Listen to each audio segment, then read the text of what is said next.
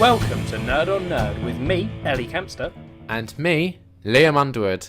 And this is the first episode of 2018. We made it. Hooray. Another year. Happy New Year.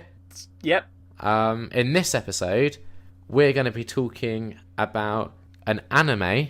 Yeah, I know. It's a surprise because I know what you're thinking. You're thinking, Liam said no animes until Barefoot Gen. And did I miss the Barefoot Gen episode? They would have all listened to the last episode. Some of them might not have done. Some of them might not have done. And I said, it's fine, I'll take the blame. For those, so if anyone did miss the last episode, we didn't do Barefoot Gen on that episode. Nope. We've got to do your name because Ellie whined basically. You had, to be fair, Liam, your name has been on the cards since I first watched it last year, and we always said you bought it. You said it's coming out in November. I said fine, I'll wait for November. That's fine. I'm happy to wait for November. So you had all that time to slip Barefoot Gen in, and you didn't. So really, I'm taking the blame. So it's fine. Yeah. So we're going to be talking about your name. That's later. First, it's catching up with Ellie and Liam. So it's been a while since we recorded. Yeah. So I imagine we're both going to have shit tons of stuff to talk about. Yep. Yep. How was your Christmas and New Year? That's true. We did. Yeah, there we go. Good. There is stuff. Thank fuck. Yes. Panics there. Yeah, Christmas was good. Had a good Christmas. Did sort of the usual stuff. Boxing Day. Our Boxing Day got cancelled. What? How does that happen? My aunt and uncle, who we were going to go and visit on Boxing Day, fell really ill over Christmas. That's not good. So we sort of just cancelled Boxing Day, which was a weird experience. So wait, why didn't you just do something else instead of just cancelling? No, well, we did. So instead of going to my aunt and uncle's, we went over to my grandparents for lunch. Oh, okay. That sounds nice. So we still did something. It just, wasn't the original plan. Yeah. Did you get anything good for Christmas? Yeah, I got a Odeon gift card. Oh. With a fair amount of money on it, so I can go to the cinema. So more cinema reviews coming from Ellie this year? Yep. Genuinely, there will be. That's good. What else did I get? Just a bunch of stuff. It was, there's I think you get to a certain age and you stop getting there's never that big thing on your list really. Did you have a big thing on your list? Nah, not really. Oh, okay. But I also don't want to accept that I'm at that certain age. Well, okay. So next year I'm going to put a big thing. Well, this year technically I'm going to put a big thing on my list. It has to be a toy. It has to be like a Megazord. All right, yeah. How about you? What was your Christmas like? Good Christmas? It was stressful. Yeah? Yeah, so regular listeners who listened to the last episode will know that I think just after we recorded I was about to go to the doctors to get my eyes looked at. Yep. That didn't go well. No, it wasn't the best news, Liam. No, so on the episode I said if I was going blind I'd kill myself. I need to edit that statement because unfortunately I was diagnosed with a rare genetic disorder. Yeah. So apparently, and I say apparently, I mean this is according to a doctor and a professional. Well, a professional professor. These dickheads, they're just making some bullshit up. Yeah, you're fine. They diagnosed me with something called retinitis pigmentosa, which apparently affects something like 1 in 3 or 4,000 people. What? That's it's shit, but also that's kind of cool. It's quite rare, not ideal. It's like a shiny. Yeah. And what it does is basically, so you know how the issue was I couldn't see at night? Yeah. I went and had some eye tests done and also found out that I don't have great peripheral vision. Oh, really? Yeah. And basically something to do with one of the genes in my retina at the back of the eye is faulty. So all of the cells back there are slowly dying off, which starts off with night blindness, then peripheral, and then central, and you end up blind with it. Yeah. Currently, there's officially no cure. It's apparently a slow process. So the professional...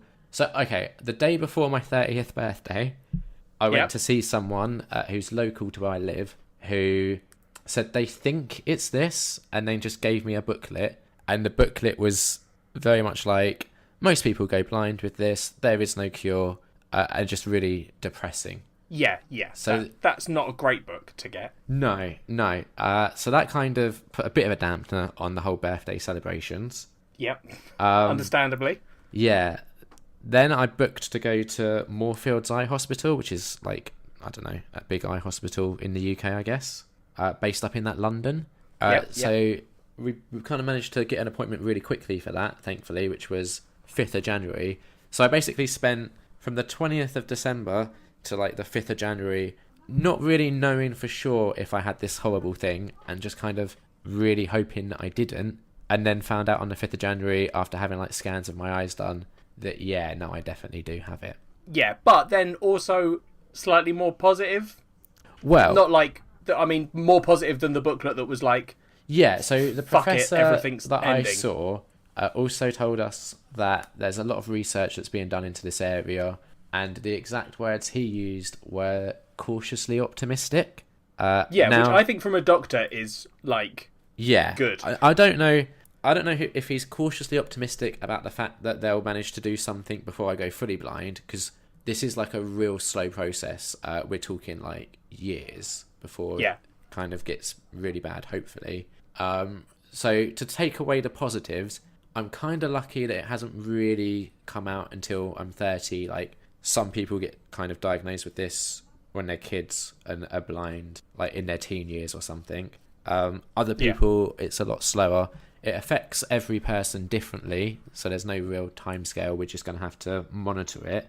But like, we're talking slow enough that this doctor is happy to be seeing me like once every 18 months for a checkup. Oh, okay. So yeah, that's so it's a pretty slow process. The other thing is both myself and my mum have to go for genetics, because they think that it probably was passed down through the female side of the family. Oh, okay.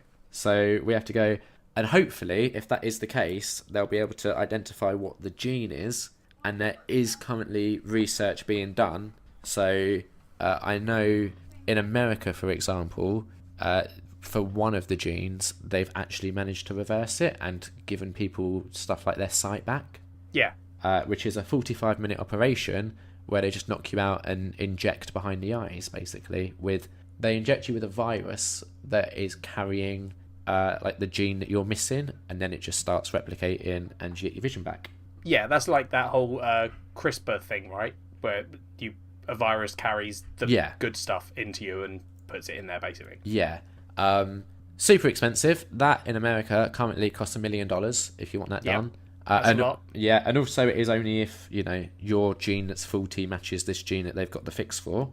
So I'm kind of crossing my fingers and hoping that one, it is that gene, or there's other research that's being done. The gene therapy stuff seems promising. They're also looking at stem cells, and something that did recently get approved in the UK was this thing where you have to wear like goggles and have like a electronic computer thing, but it does restore sight if you have this thing, and it doesn't matter which gene is affected. This is like a blanket fix for everyone with it. Oh, right. So hopefully I won't go fully blind. But yeah, it's not what you want to hear, is it? It's not. It is shit, but it does sound more positive. I'm trying to... Yeah, the thing I'm struggling most with at the moment is just getting my head around it. And also... Yeah, no, it's a shit... It's a huge thing to... Like, considering, fucking a few months ago, not even months, like weeks, we were joking about the night blindness. Yeah, which... Like... So, and the reason why I think, for me at least, I was so blasé about it is because I went to my doctor, I'd also gone to my opticians, and they all kind of said that there wasn't really any visible problem that they could see. When I went to my doctor and said that the optician said that, he was like, well, that's a relief, because they would have spotted anything that would be, worrying. Yeah. So I was of the mindset, it's probably like a prescription update or something that's needed. But yeah. Yeah.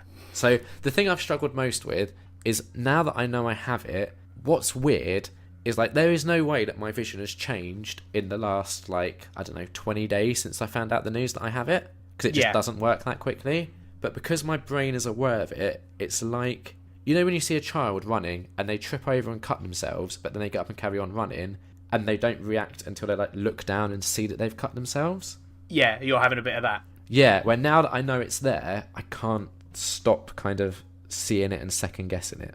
Yeah, well, I guess especially that whole peripheral vision thing. Yeah. I imagine that's the one. The fact, because that wasn't something that you had. I'd not even noticed that. Yeah. Yeah. So, and now that they're like, hey, also your peripheral vision's going slightly, I imagine you're more like, oh Yeah, I can see that now. Yeah, exactly. I've also noticed I have 2 like blind spots, one in each eye. Everyone has blind spots. Are yours worse?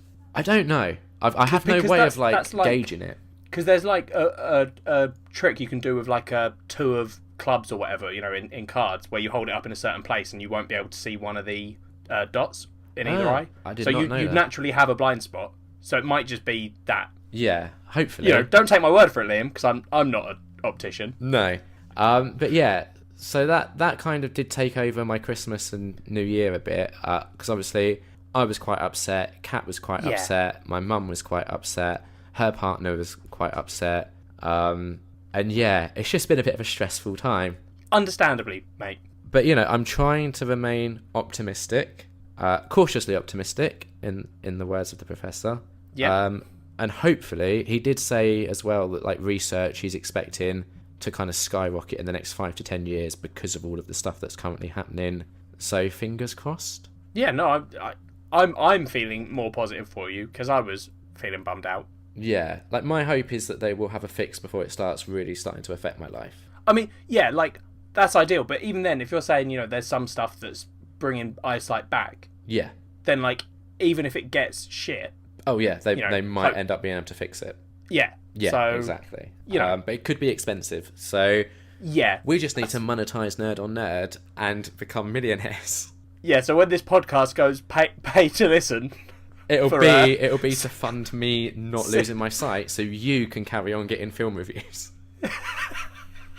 Exactly. But yeah, so Christmas was still good, don't get me wrong, just also just stressful. Tinged with a little bit element of yeah. And yeah, so like I've had my birthday since we last spoke, which was also good but stressful. We've had New Year's. You're now a certain age. I'm now 30. You're out of your 20s. Which is, you know... You're a real adult now. Yeah. Well, I don't know about that. I don't think that's ever going to happen. No, I mean, legally, we've been adults for quite a few years now. I think that's how... Is it legally since, like, once you turn 18, you're an adult? Yeah. So, you know... This is what I don't... Because you can enlist to the army at, like, what, 16, is it? Yeah, I think you're, like, a sort of adult at 16. Yeah. You're adult enough to go and get yourself killed for the country. Well, let's not start dissing the military. First episode of 2018, you've already insulted the British military. Yeah, sorry. We're off to a good start. That, like, this whole thing probably brought the tone down. We now need to bring it back up. Yeah, we had New Year's Eve, and my mum's birthday was the 1st of January. Yep, happy birthday to your mum. I'm sure she'll appreciate that. She doesn't listen, but, you know, if she did. Well, she keeps saying that she wants to listen to the episode that everyone wants to listen to, where, you know, the whole introducing Ellie one. And I'm like, but I'm not even the main focus of that episode. Like, why is that the one you want to listen to? It's the most popular episode, Liam. Everyone wants to listen to it. I know, I don't get it.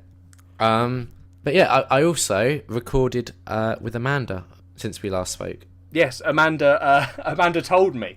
Yeah. I saw she did a little tweet. Yeah. Because, you know, maybe my moaning last episode... Yeah, quite possibly. Sort of resonated.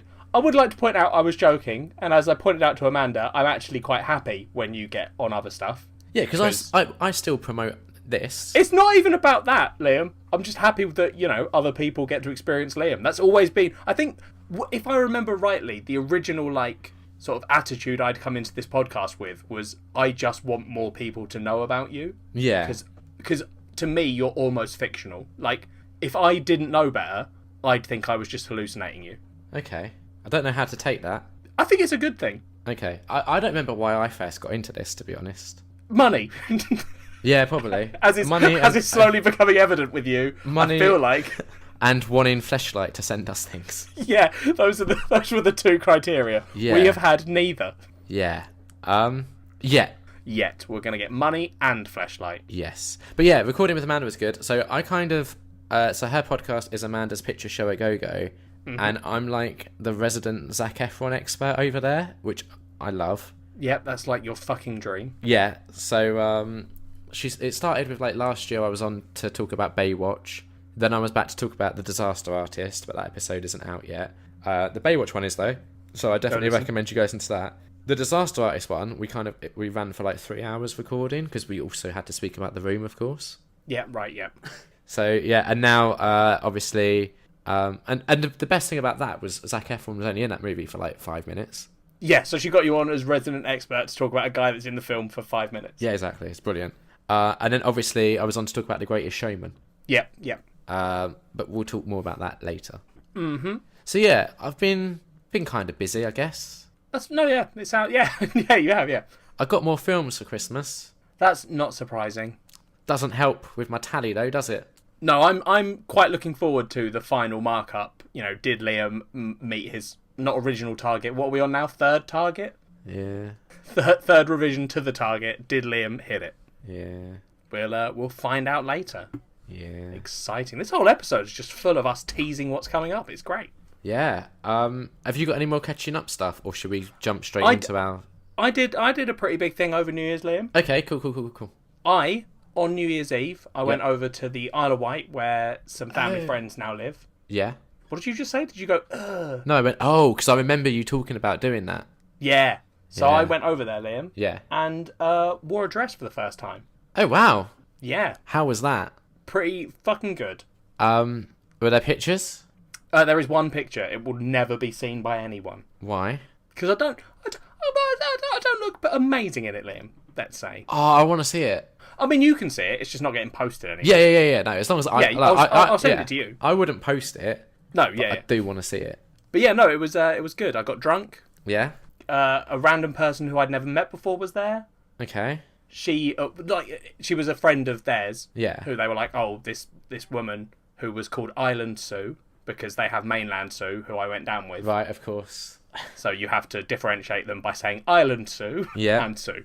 Yeah. Island Sue went, and at one point, I distinctly remember I'd been drinking a fair amount. Yeah. And she said something to me about LGBTI+. Yeah. And how confusing the whole thing was. Wait, what does the I stand for? It's lesbian, gay, bisexual, trans, intersex, Okay. asexual. The Q is genderqueer. Yeah. Plus, so everything Cool. else. Yeah. But it was so she said something about how that was all very confusing. Oh, and then I remember what it was. So she then said something about, I think it's a little bit, I'm totally okay with what you're doing. It's totally makes sense. It's fine. I'm just a little bit worried about when they give it to kids, which was the wrong thing to say to me when I'd had a few drinks. Yeah. Because I then lectured her on how giving kids hormones isn't what people think it is. It's just puberty blockers that delay puberty until they can make the decision. Yeah. And then my Auntie Jane came over to me and said, yeah, she probably didn't really think that one through. And I was like, I'm a little bit of an expert. I think I'm a little bit of an expert in that field now. Yeah. So I don't think Island Sue was ready for an LGBTQ. That story went a different way. I was thinking it was going to be a nice touching New Year's Eve story of how you got a kiss at midnight. No. I passed out on a chair, mate, at 3. Like 2, and then no one could wake me up. They thought I was dead, and then I woke up at 4 a.m, freezing cold. Right. Did you get a midnight kiss? No. Oh, that's disappointing. I mean, it was all family friends there, so it would have been fucking weird. Yeah, still. I got a kiss at midnight. Yeah, you were with your girlfriend. That did help. It would be weird if you didn't. That did help. Or if she hadn't have been there, it would have been weird. That would have been an awkward way. Yeah, imagine if Kat listened to this episode and went, I wasn't there. Yeah. Oh, shit. But no, I'm really proud of you for the whole dress thing. Yeah, thanks, buddy. I can't believe you didn't tell me that. It was sort of like I've been slightly panicked about the whole thing. Also, you were going through your thing, and I was like, I don't exactly want to be like, I know Liam's bummed out. I don't want to be like, oh, I'm so sorry, mate. By the way, look what I'm doing. That might have cheered me up, though, to be honest. Oh, sorry. Right, I have a question. I'm not sure if it's too personal. Go for it. What underwear did you wear with the dress? The underwear that I'm wearing all the time. Move on. But that doesn't answer the question at all. I know it doesn't. So you're a woman of many mysteries. All the mysteries, mate. Yeah, there's a lot of them. New Year roundup. Yeah. So I'm excited. Right, we I think last year I didn't bother going back to listen to our episode because who's got the time? Neither did I. But I think we had the rule that it had to have been released in the prior year, so 2016. Yeah. We're tweaking that. It. We're tweaking that this year. We had to have experienced the thing for the first time in 2017. Yeah, because that makes more sense for what we do because the only real section on the show where we're actually reviewing stuff that's just come out is your cinema bit, and if I've gone to the cinema. Yeah, or you might read a new book sometimes, but it's not even, often. Yeah, but even then, it's usually me reading stuff that's been out for years. Oh, we sometimes do new TV shows. That's true, but do you know what I mean? So our sort of the format that we really do is like Culture Swap is us, or usually one of us experiencing something new that is actually not a new thing. Yeah, sometimes we do new video games for Culture Swap. Yeah, no, I know. Occasionally we do new stuff. It's just rare. But a lot of the time we don't. Yeah. That's fair. Yeah. So, sorry, I have a bit of a cough, so you might have to edit So some do of my I. coughs out. It's the Australian flu, mate. Yeah, I've heard that's going around. It's great. Not good. No. So we're going to talk about our top 3 films, TV, video game, and podcast highlights. But also, we're really narcissistic, so it's not like the top 3 podcasts we listen to. I could do that, but no, it's our top 3 moments on our podcast. Yeah, because, it's all about nerd on nerd. Yeah, hell yeah. Honestly, can I just say the reason why that is, genuinely, is because there's so many great highlights from all the podcasts I've listened to over the last year, I couldn't possibly narrow it down to 3. No, that's fair, neither could I. I just love them so much. Yeah, every single one that I listened to was a highlight. Stop trying to get everyone back on your side. This is like 2018 is the return of the Liamettes. Is that what they were called? Yeah, you've got the Liamettes. Yeah, we haven't named your ones yet, have we?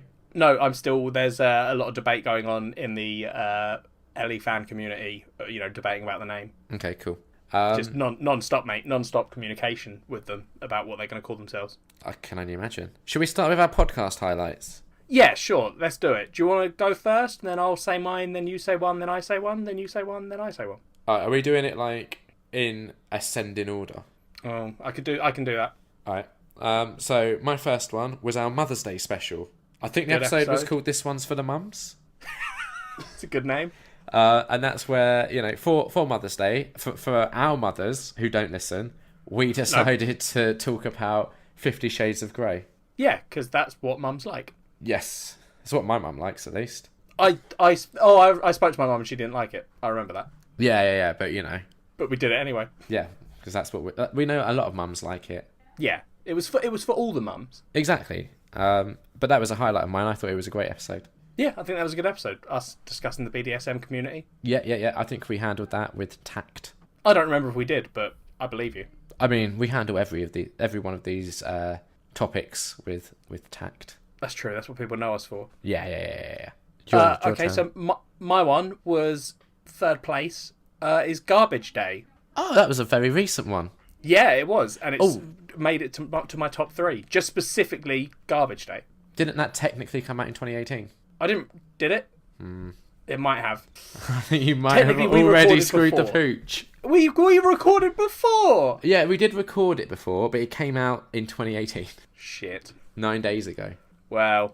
But fine. It's fine. It's fine. We recorded it before. Bad times.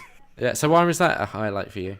Because it's the best Christmas special I've had. Me getting a really good film that wasn't good but was really good. Yeah, it was a film that I knew that you would enjoy. It just took us a year to get there. Yeah, exactly. It's been a year in the making, so it was sort of a culmination of Christmases. Because I genuinely feel like you wouldn't get the same experience from it if you just watched that without watching the first one beforehand. Oh no, you need to watch the first one to have the devastation of rewatching 45 minutes of it. Yeah. Which just makes that last bit better. Exactly. It's perfect. I mean, I'm just hopeful that in the next 3 years, as we do the next 3 films, this enthusiasm for the franchise continues. I hope it does too, mate. I don't think it will. No, I've got a feeling it won't. Nah. Okay. Any other reasons? No, just Garbage Day, mate. Garbage Day. Fair enough. For me, my second highlight, this is going back to earlier in the year, February time, when maybe we recorded March, but anyway, I became Cineworld's Unlimited Fan of the Month. Absolutely beautiful moment. It will go down in the annals of Nerd on Nerd. Yep. I think we read out my application. I think we did. And it's you sort of defend it as you being quite honest. Yeah. And it isn't. Wow. Is the thing. And I think anyone that heard it would be like, that's not the Liam we know. Nah, it is. Sure. That was a highlight. That was really good. The build up to it was amazing. Yes. Oh, good times. Yes. My second was Your Letter, Liam. Oh, yeah, I put a lot of thought and effort into that. Yeah, specifically because the idea was shit, Yes, it was. but the contrast between Your Letter and mine was a beautiful, beautiful moment. Yeah. I think anyone that was, after the introducing the Ellie episode, anyone that was maybe on the fence about what team they wanted to belong to, that episode probably really helped them make that decision. Yeah, I feel like from this point on, it's probably all going to balance out again. Maybe. But I think there were a couple of weeks there, or maybe even a couple of episodes, where I was the fan favourite. Yeah. But you know, I'll let you have that because I had a good 50 episode run where I was obviously the fan favourite. Yeah, no, that's fair. But I think one of the things that's important for me to retain to get those fans back on board is definitely my modesty. Yeah. Oh no. Yeah. You keep yourself humble. Yes. Yeah. That's exactly why I do this podcast. Yeah, that's it. That's the bit we couldn't remember. That's why you started. You said, I'm going to start a podcast where I talk for an hour and 40 minutes because I'm so humble. Yeah. My favourite podcast highlight of 2017, and this is a bit of a cheat because it's not just one, but it was all of the guests that we had on, because we had such a great year for guests, I think. Are you a little bit worried that after you say that whole thing about you know all the fan favourites and stuff, are you worried that this is now going to sound like you're just pandering to people? No. Okay. Genuinely, my don't get me wrong, I do enjoy recording with you, but my favourite thing is when we have a guest on, because I feel like that adds just this extra element that is unpredictable. I think we've been doing this long enough now that when we watch a culture swap or something, we can probably gauge how the other person's going to react to it. Yeah, that's fair. When we have a guest on, there's always then this beautiful unknown element. Yeah, no, that's true. And we've had some really good, it sounds lame, but learning experiences almost, learning more about Jason and the Canadian life he's led. Yeah. That was an interesting one. We had Amanda on. I can't remember. Let me double check. I can't remember if it was her return or her first appearance. She must have been on the year before first, right? No, I think it was her first one, because the first time was Ghost World, wasn't it? Yeah, was that this year? Oh, okay. Well, according to the SoundCloud, that was 11 months ago. Right, fair enough. So yeah, we had Amanda on at the start of the year. Kat had a couple of special appearances. She was on our Walking Lee's Dead. been on. Who? Lee. Yeah, we had So Lee, I mentioned Jason. I Jason. don't want to leave Lee out No, of course we had Dan because Palmer. he'll complain. Yeah, He Dan does. Palmer. We had Amanda return. Also, we had Joe and Joey from Zack Attack. Yep, the Zack Attack boys. That was a good episode. Yeah, and I totally agree with what you said. We had some great learning experiences. I now know more about Zac Efron than I ever thought I would. And are you kind of coming around to him? I never disliked him. Okay, good. I'm not becoming a super fan like you guys are. I like him. Yeah. But I never disliked him particularly. I think I had issues with his early work, and I don't think anyone has swayed me on that. When you say early work, so the High School Musical era. I know I like High School Musical, but do you know what I mean? I don't particularly like that Zac Efron. Yeah. Which was what he was being forced to do. That's not his fault. Yeah, and we could have a huge discussion about Zac Efron, but let's not. We probably shouldn't. Let's not. We'll have that later in the year. Of course we will. But yeah, that was definitely my main highlight. Was I felt like we made much more of an effort to reach out and get people on this year. Yeah, we did better this year. Yeah, and I'm hoping we need to keep that going. Yeah, we definitely do. And I also want to get I don't want people to just be one and done. I really want to get Mark back on. Because we haven't had him we on need in to have Mark ages. back. Yeah, we haven't had him. Yeah. I want to do some more fucking classical horror shit. Exactly. I know Kat is eager to come back on. Yep, that's good. I know we want to have Jason and Leon together. Yep, both of them. I'd love to get the Zack Attack guys back. I've got to have on my friends who are complaining. Yeah, I'd love to get Amanda back again, because we'll get to it, but she recommended one of my favourite things that I experienced last year. And obviously, we'll have to get Dan back for another Walking Dead special. Yep, we're coming up on it. Not long. So yeah, that was my main highlight. Yeah, that's cool. My main highlight, Liam, was coming out on the show. Yeah, that was almost like a relief for me, because I could stop being this weird double agent where behind the scenes I kind of was referring to you one way, and I had to forget that when we was recording. Yeah, yeah. And it was very confusing for me. Yeah, no, I know. So I mean, I think it's my favourite moment just because the like positivity I've had from like all the people that listen. Yeah. It's just been good. I mean, I'm glad I got a good reception. So thanks, everyone. It just shows that we have like good, open-minded fans. Yeah, yeah. You know, they can't be bothered to, you know, write in very often. But when good, they you've do, turned it into a complaint. when they do, it's to, you know, support you. Yep, exactly. When I have ideas, like, oh, let's write letters and get the fans to write letters, no one cares. But you kind of just mention how you're a woman and everyone's out of the woodworks. Love it. You done? Yep. Good. Yeah, you know, there you go. That's our top podcast moments. Yeah. So, films? Film? Okay. Do you want to go first this time? Yep, I'll start. I think films, Liam. Yep. My sort of the third best film of the year, or that I've seen this year, is probably Logan. Yeah, no, that's a solid choice. It was a great Yeah, film. it was a really good film. Like, probably, I want to say the best X-Men film that's been done. Yeah. I think. No, definitely. Yeah. I did... Oh, actually, I don't know. It's between that and X2 for me. See, I like the original too, but I don't know. I like the direction it took with, like, Days of Future Past and stuff. Yeah. And Logan felt like the sort of... not the conclusion to that, but it's a fucking awesome conclusion to that character. And, considering the stuff they'd done, like Wolverine Origins... Yeah. You know, that Logan easily could have been a shit film and wasn't. Yeah, and I think Deadpool has a lot to do with that. Oh, yeah. It was... They realised they could actually do... They could gore do that in one of character these justice films. at last. Yeah, which... Yeah, he's always needed to be as brutal as he is in that film. Exactly. Yeah, no, that was a great film. Interestingly enough, all of my films are UK 2017 cinema releases. Oh, really? Yeah, I did go back and watch a few classic films, but they would either be films I've seen before or they've just missed out of hitting my top 3. Yeah, I guess that's the thing. You're such a film buff that there probably weren't a lot of new films you were experiencing.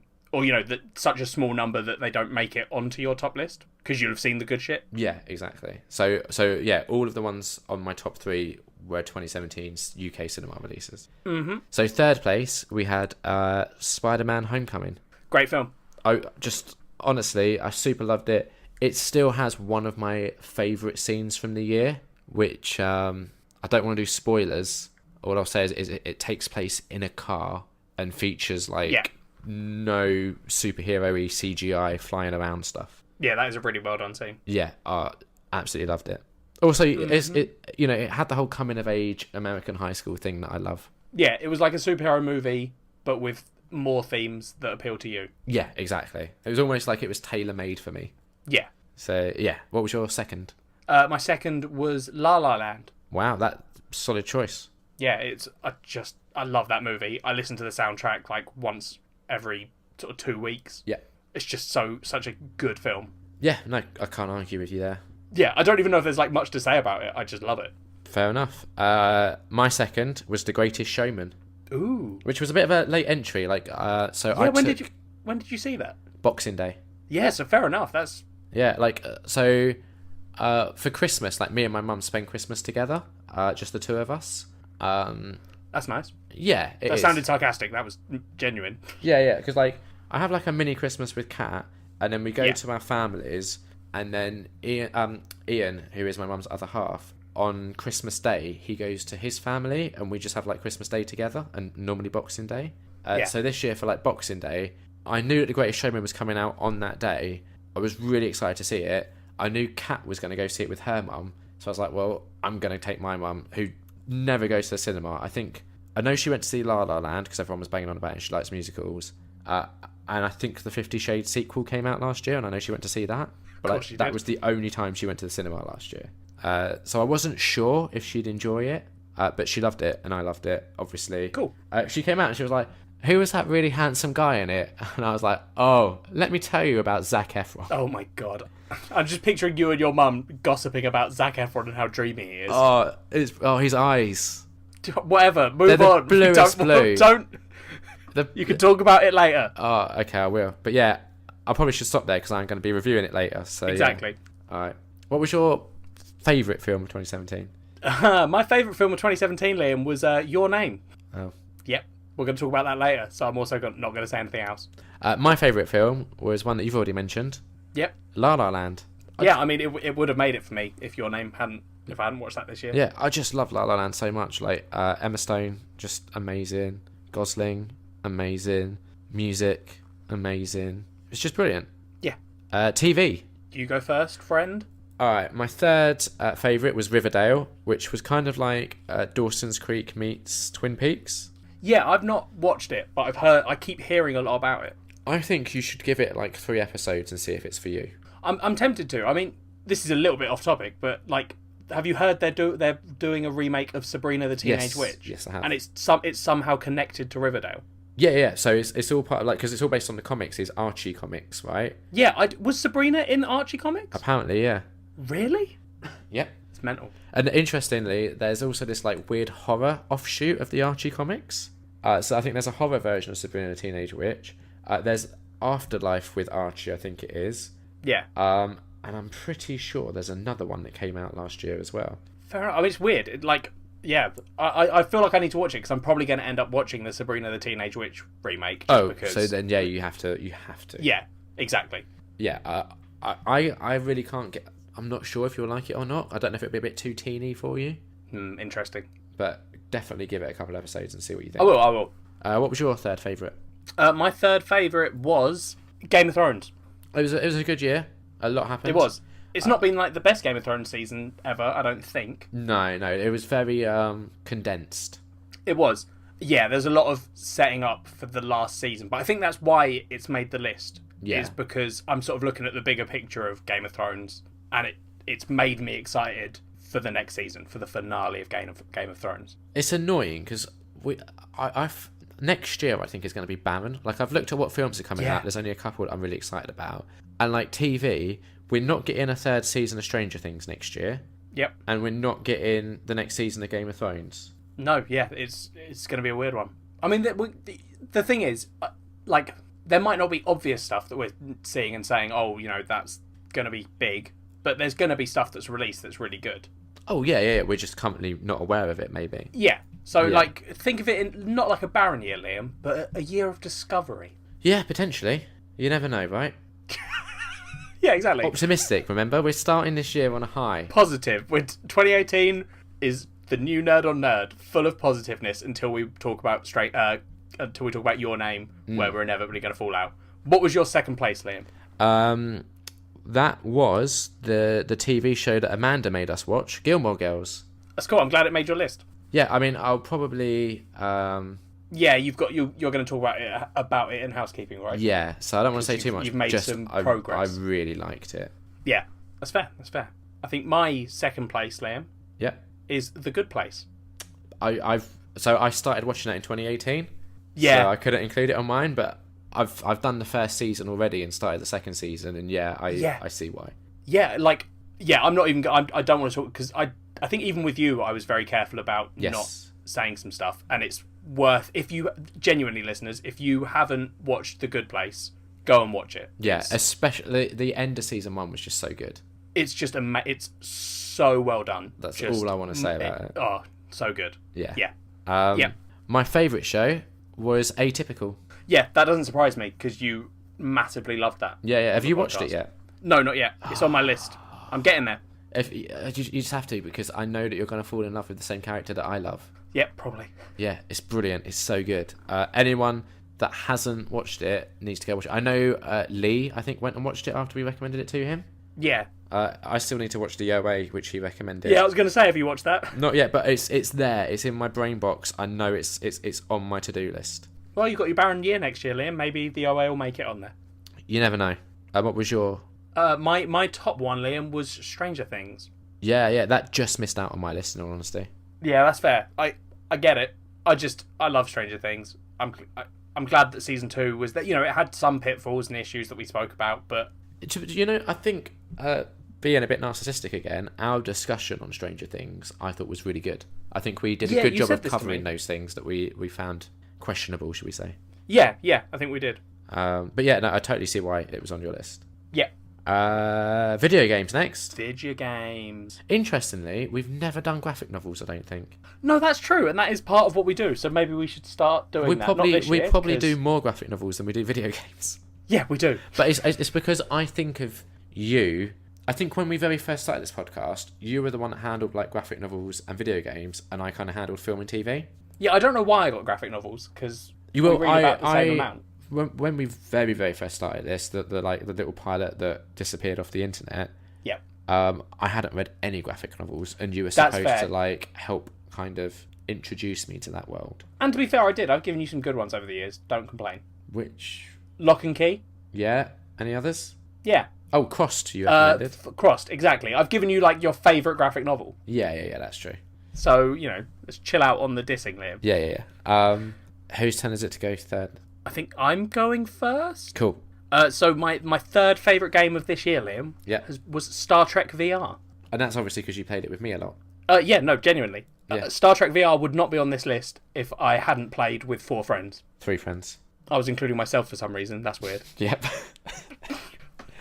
But it was a fun experience. Yeah. That game is just a fun game to play with your friends. Yeah, I think my favourite moment of that was a time when I think Dan was like the captain. We had Tom in between us and me and you on either side, and we were just dicking around anytime Tom wasn't looking, and then as soon as he looked up we had to stop. Yeah, and that's what me and you spent most of Star Trek VR doing, was just swearing at each other. Yeah, and then there was a time when we went into the old ship and I didn't know how to turn on the button that told you what all of the buttons did. Oh, that was so good. And I just got confused. Yeah, see, I think Star Trek VR has given me probably some of the best memories from video games this year. That's totally. And so my third one, also VR, because of you, I got the PlayStation VR last year. Mm-hmm. But it was Until Dawn: Rush of Blood, just because it was. Like I remember we had a really, really hot summer, and I remember sitting in my living room without a shirt on, just screaming swear words because these horrible things were coming at me. We had the doors open, and Kat had to come down and be like, "Can you stop swearing? We've got neighbours with children." I mean, there's something horrifying about the image of you just drenched in sweat, shirtless with a VR headset on. Yeah, just swearing at these clowns that are kind of coming at me. It's a good game though. I don't particularly like horror games and cannot do VR horror games, but I survived the bits I played. You did the first 2 levels, and I do think you'd have been fine with the others if you'd have bothered. Yeah, after I watched you do the third one, I was like, that's not that scary. Well, did you see that it was free on the PlayStation? I downloaded it. I just haven't played it. Yeah. Will you? Probably not. That's a shame. What's your second? Who knows, if we get our streaming set up, Liam? Can you stream VR? No idea. We'll find out. I mean, if you weren't doing the thing that you do on Wednesdays, we'd have had Wednesday night Twitch night, but whatever. You went and stopped that dream from happening. My second favourite game, Liam, was a little game called Hatsune Miku Project Diva Future Tone. I remember you being obsessed with this for a while. Such a good game. If anyone out there likes rhythm games and Hatsune Miku songs, this is the game for you. You are strange. Yeah, you've only just realised this. It's just like, it's one of those things that I think I always know. I'm just reminded every now and again. I think what it is a lot of the time you're prepared for people to think you're strange. Yeah. And I'm quite good at like shifting that focus onto you. Yeah. And then I sort of let that shield down when I play games like Hatsune Miku Project Diva Future Tone. Yeah. They're just good songs, Liam. I'm sure. What was your second place? It was... So, it's a bit of a cheat, in a way, because it was one of these, like, remastered games, and it was 2 games in one, like, package, if you will. Mm-hmm. And I'd played one of them before, but I hadn't played the second one. But I replayed them both this year and just loved them both. And it was Arkham Asylum and Arkham City, the Batman games. Yeah, that's fair. So I'd done Arkham Asylum before, but I replayed it, and then I did Arkham City, which was new to me. So I feel like I can justify this being on my list. Yeah, no, definitely. And they're good games. They're really good games, and I'm pleased. The storyline that like runs through those 3 games is genuinely like one of the best. Yeah, because I did then go and finish the Arkham Knight storyline afterwards. So yeah, it's good times. What was your favourite game of 2017? My favourite game, Liam, of 2017 was Total War 2 No, Total Warhammer. Warhammer Total War 2. Of course. It's fucking good. Yeah, okay. Warhammer, bit in the Total War universe, and it's the second game because I never played the first one. Gets to play as the Skaven and Liam. They were my peeps. Yeah, Gets they're to like play as little the Dark rat Elves. people, aren't they? Yep, the Yeah. rat people. I love them. The Dark Elves. I love them. And you get to play as both. Doesn't sound like my sort of game. No, probably not. You don't have the attention span for it, mate. You like bright colours. I do. What's your top game? I hope it's a game with bright colours. It's Crash Bandicoot. So there was a remaster of the Crash Bandicoot trilogy, and I just remember having like probably a month where I just spent far too long playing it and kind of 100% completing it and getting the platinum trophies for each 3 of the games and just... Yeah, you got massively into it. Oh, yeah. Like, I remember, like, one of the trophies I was trying to get, not even a trophy, I was trying to complete a time trial on a level, and I think I just sat there for 6 hours solid until I did it. That is either impressive... I wanted to say impressive. It's also insane. Yeah. It's like, Kat wanted to go out shopping, and I was like, nah, not until I've done this. Poor cat. She was livid. I can imagine. But yeah, I like... And what's interesting about the games is, when I look back, I remember super enjoying them, but it's... And I think a lot of people had this same thing when the remaster came out, and they were looking back fondly at when they very first played the games on PlayStation. They remember how much they enjoyed them, and they sort of conveniently mask out how, like, horribly frustrating they are. Yeah, because I re-remembered that very quickly and did not do what you did. No, I think... Didn't you, like, throw a controller or something? No, I nearly did. Right, which you said you haven't done since you was, like, a 12 or something. No, so I just stopped playing. Understandable. Oh god, we got. So those are our top things of this year, Liam. We've done our top things of this year. Yeah. But Liam, there's a whole new year ahead of us. 2018, it's going to be great. We here on Nerd are nothing but positive about 2018. There's not a lot of good-looking films coming out in the next year. You said it was barren for TV shows as well, so we're off to a great start. We are going to tell you what we are most looking forward to in each of those categories, except the podcast, because we don't know what we're going to do on the podcast. So that'd be weird if we had a category where we said, I'm looking forward to the bit where Liam comes out as gay on the podcast. Yeah. Like, that wouldn't make sense. No, Kat would be confused. She would. I don't know why, but like 2017, I just remember there was a lot of films that I was looking forward to, and now in 2018, I've really struggled finding films. Like I agree with you. Yeah, on Letterboxd, I do like my top 10 anticipated, and it was a real struggle. Yeah, no, I mean, there's not, like, other than, like, the obvious stuff, like, I'm looking forward to the new Avengers film, obviously. Yeah, that is my most anticipated, actually. Avengers Infinity War, I think. Yeah. It's been, 10 years in the making, pretty much? Yeah, that's, like, the one exciting film, right?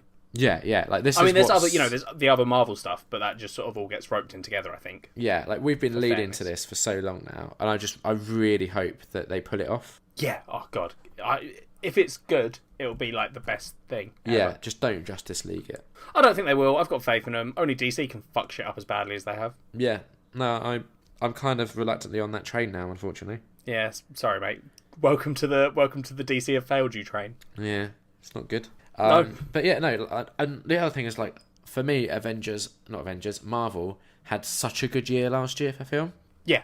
Like Thor Ragnarok, loved. Guardians of the Galaxy Volume 2, I enjoyed. Spider-Man Homecoming obviously made my top 3. Yep. So I have high hopes. Yep, same. I think it's going to be good. It's not my most anticipated film, but... It's up there. What's your most anticipated? I've chosen Deadpool 2. Okay. So it's still a Marvel film, just not... Have you heard the thing that people were saying they would love for Deadpool 2 to do, but they're not sure if they will? No, what is it? So you know how TJ Miller is in it? Yeah, of course. I haven't even thought of this, yeah. And he's obviously been accused Got in some trouble. Yeah. They're saying that what Deadpool 2 should do is reshoot all of his scenes with Christopher Plummer. I don't know who that is. So, okay, there was a Ridley Scott film called All the Money in the World that Kevin Spacey was in. Okay. And all the stuff came out about Kevin Spacey.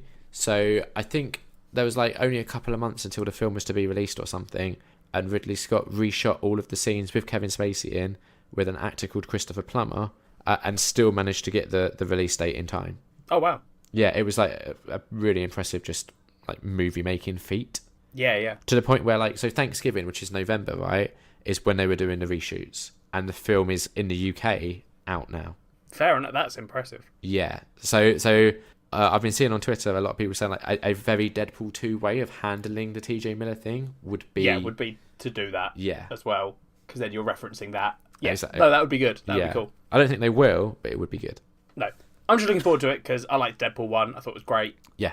I can't wait to see the second one. Yeah, Ryan Reynolds is superb in that role. It's like the role he was born to do.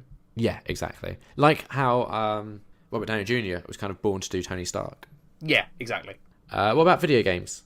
Video games, Liam, I'm really, really looking forward to Red Dead Redemption 2. I never played the first one. It's one of my favourite games of all time.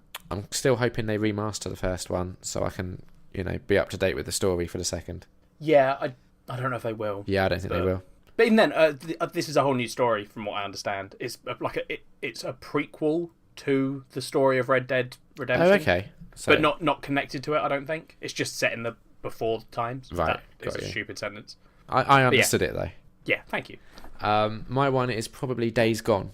I remember seeing the trailer for it, and it has like hordes of zombies that come after you, and they like flow a little bit like liquid almost, like the way they run into each other. Yeah, very really World good. War Z.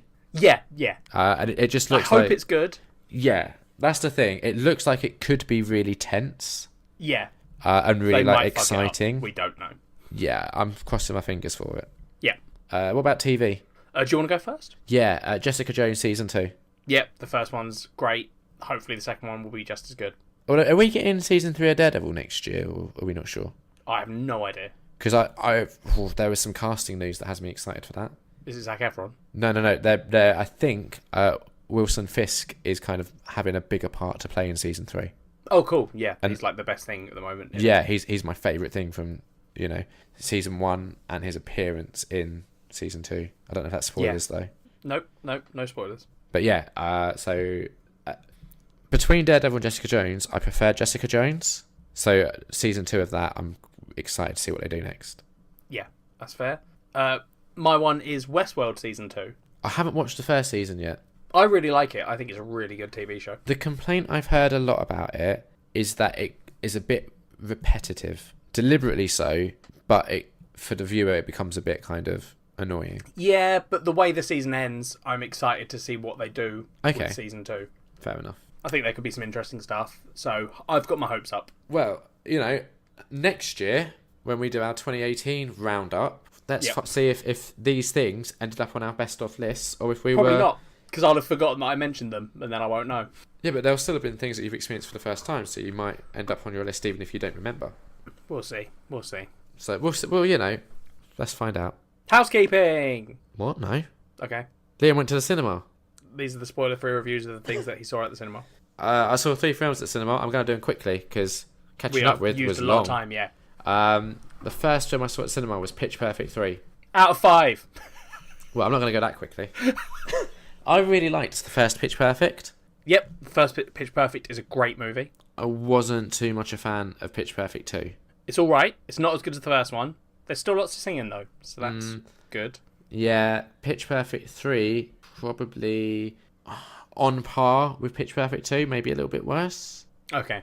Like has it got Anna Kendrick and stuff in it? Yeah, the cast all return, and I love Anna Kendrick. She's delightful. Yeah.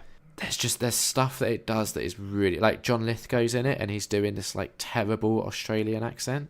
Oh right. And I think it's supposed to be terrible. Just didn't work for me. Like that joke. I don't know. A lot of the humour just really missed the mark. Yeah. There was a couple of there was some like meta humour that I quite enjoyed.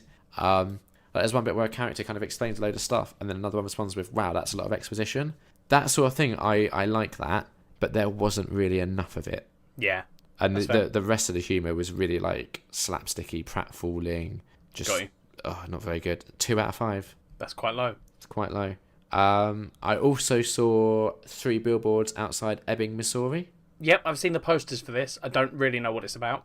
So I saw an unlimited screen of this like a week ago. It comes out in the UK tomorrow, so it will be out when you're listening to this in the UK at least. It also won a load of Golden Globes recently. Yeah, I think that's what I may have seen that as well, that they got awards. Yeah, it was okay. Probably better than okay. The performances were really, really good. I just don't think the story was quite there. Like it felt like the second draft of a script that needed maybe another draft. Can you give me like a quick overview of what it's about, or is that? Yeah. Okay, so the main character is played by Frances McDormand, and basically her daughter had been raped and murdered. So she pays to have these 3 billboards that just kind of say something like raped and murdered on the first one, and still no arrests on the second one, and then something like, can you explain Chief Willoughby, I think his name was, whatever the character's name is, on the third one. Got you. And it's all about, like, it's a small, like, rural American town, and it's how they're kind of dealing, how the police force deal with it, how she... Is it based on a true story, or is it just... No, I don't think it is. Okay. It's also got Peter Dinklage in it in a small role. That sounds wrong. You know what I mean? I do. Like, the acting's great. Sam Rockwell's great. Woody Harrelson's great. Frances McDormand's great. It's quite funny. Okay. But that's interesting. I wasn't expecting you to say it was funny. Yeah, that's one of the almost issues I had, is like the tone was a little bit confused. Got you. That's what I mean. Like, that's why I think it just needed another draft to figure out exactly what it wanted to be. Yeah. But yeah, still 3.5 out of 5. Oh, fair enough. That's all right. And then, obviously, lastly, spoke about it before. You know I'm going to have loved this film. It was The Greatest Showman. Yeah, 5 out of 5, I assume. 4.5 out of 5. Oh, so close. Yeah, who let Zach down? I can't give films 5 out of 5 like the first time I've seen them. Okay. To be fair, I've seen it twice in the cinema now. Oh. But it's not quite there. Like, so if you want my full thoughts, whenever Amanda's podcast episode comes out, go listen to that, because we spoke for like 2 hours about it. Yep. She wasn't such a fan of it as I was, and I see her criticisms. I see where she's coming from. But kind of like the discussion we had on Jason and Lee's podcast about Kong Skull Island. Oh, that you're a broken human being. I just found it really fun and enjoyable, and everyone else had issues. That's weird, that. Yeah, but like, Kat also loved it. I think you should you've go see it. broken her. Yeah, I think you should go see it, because you know how you said you've had like the La La Land soundtrack stuck in your head all year? Yeah. You'll have this soundtrack stuck in your head all year. Is it a musical? It is a musical. Oh, okay. It's really, really good. Oh, you've got this Odeon card now. Please use it and go see The Greatest Showman. Yeah, I will. It's got Hugh Jackman in it. I said I'll go. It's got Zac Efron in it. It's got Zendaya in it. Anymore. Who? Zendaya. Oh, from Spider-Man. She's yeah. So it honestly, it was just so enjoyable, so much fun. Okay, mate, I'll go fucking see it. Thank you. That's the end of my film reviews. I've not got anything to talk about. Housekeeping. No books? Nope. Housekeeping. Housekeeping. We've had some tweets. Yep. Amanda tweeted us saying she finally watched the rest of Stranger Things Season 2 with her husband last night, so she was able to finish listening to the Nerd on Nerd episode about it. She said, well done, Ellie and Liam. I enjoyed the conversation, and you brought up a lot of the things I was thinking about it. She said, I think the L jerking Max's skateboard makes sense. It is jealousy, but as Liam said, that makes sense for that age, and Elle isn't socialised like other kids, so her emotions are always brimming at the top, so her reaction makes even more sense. And Amanda said, Ellie, there is a Marvel Runaways show. It's on Hulu here in the States. Not sure how/when it will air in the UK. Yeah, I need to find a way to watch that. Yeah. Oh, and I think this was... So that was obviously in response to the Stranger Things 2, which was the Introducing Ellie episode, I think. Yep. She also tweeted us saying she's halfway through our newest episode, and Ellie, she's so sorry to have upset you. She did not mean to have me on her podcast behind your back. She already has some ideas to get you back this year, and also thanks for the kind words about Culture Pop A Go Go later on. Even though I fucked up the name of it. Yep. She said, I suppose I'm going to have to buckle down and see Wonder now, because I think I was raving about it. Yeah, you were, yeah. Also looking forward to a Star Wars special and a future Thor Ragnarok special. She said, just watch it again, Liam. It's a fun movie. It is a fun movie. I'm happy to watch it again. It's no longer in cinemas, so we're going to have to wait until it gets a home release. I think we should, though. I think for that, because I think we let ourselves down with specials at the end of it last year. Yeah, we did. We fucked up. No. I think we could... Sorry, I'm not doing a we fucked up there. Oh, did you record the Star Wars special then? Because I don't remember that. No, but the others, I watched them really quickly when they came out, when it would have been the perfect time to do and release a special. Yeah. And you didn't, did you? Okay. I did for Justice League. I did for Star Wars. Not for Thor Ragnarok, which is the only one people care about. 1 out of 3. Yeah. So there's not a we, is there? Well. Fuck you. Yeah, I don't know. Sorry. Positive thinking. Yeah. I don't know. You're wrong, Liam. But I respect you. Should we stick now to doing specials for home releases or not? I think so. I think we should do specials. I think we could still maybe do a Star Wars one. Okay. Now, I think we could probably manage that. Yeah. Realistically. Yeah, maybe. But the others, I think maybe we say, look, we messed up, or Ellie messed up. Yeah. Whatever, and we'll do the home release version. So that would be Thor and Justice League. Yeah. Okay. Oh god, that means I've got to rewatch Justice League. Yeah, me too. No. Unless they release that Zack Snyder cut, and then I wouldn't mind watching it again. At least then, yeah, I guess there's something slightly different about it. We'll see. We'll see what they release. Alright. So you responded to that, saying, I was only kidding. I'm always secretly happy when more of the world gets to experience Liam. Yep. And Amanda said, the partner thing is a cultural difference. In the US, it tends to mean same-sex relationships because it took the US way too long for same-sex marriage to be legal. She said, when my family went to Scotland in 2004, I had to keep explaining to my birth father that partner had a different meaning in the UK. And when people called my stepmom his partner, he didn't need to go apoplectic. Did I say that right? Apoplectic? Probably, whatever. Yeah. I'm pretty sure he still doesn't understand to this day. And then in response to your response, she said, for real though, I've been thinking about having you on for more sci-fi films. If we can make the time differences work, would you want to do A Wrinkle in Time with mixtape montage and Amanda in March? It would be for our celluloid ceiling series, which honestly, A Wrinkle in Time I think looks terrible, so have fun. I'm sure I will. Lee also tweeted, because we kind of mentioned how it was late. It was super late. Like, that was our Christmas special when it went up on like the 3rd of January or something. Yeah. Lee said, excuse accepted, especially since it's the same one we're using about our Last Jedi episode, so I suppose it's all right. You should go listen to that episode because it was really good. I mean, you should go listen to all of the Atlantic Screen Connection episodes because, like, the way I look at it, right, Amanda does this, like, really fun, like, conversational podcast, and I feel like I'm sitting discussing films with friends. Yep. And then Lee and Jason's podcast, I feel like I'm back at uni in a lecture about films, and I feel like I should be taking notes. But in a good way. Yeah, like, for me, they that's do it the really sort of well. thing that I love. Yeah. So it's not a diss. But to be fair, like, I didn't do it at uni, but like when we guested on their show and stuff, I find it really interesting to hear those two talk about films. Oh yeah, like, I did it at uni, and I've kind of forgotten everything since, and it's really fun listening to them and kind of reliving my uni days. Gibbo tweeted saying that he loved that Ellie tried to read out the tweet. In the last episode, Liam asked for people to just send him random stuff, so that's what he did. It's fair, Gibbo. Tom Hogan tweeted saying, hey, I'm sorry, but I moved from iPhone to Android and there's been an adjustment period. I'm a few eps behind, but catching up. I'm back, baby, or rather you're back, on my phone again.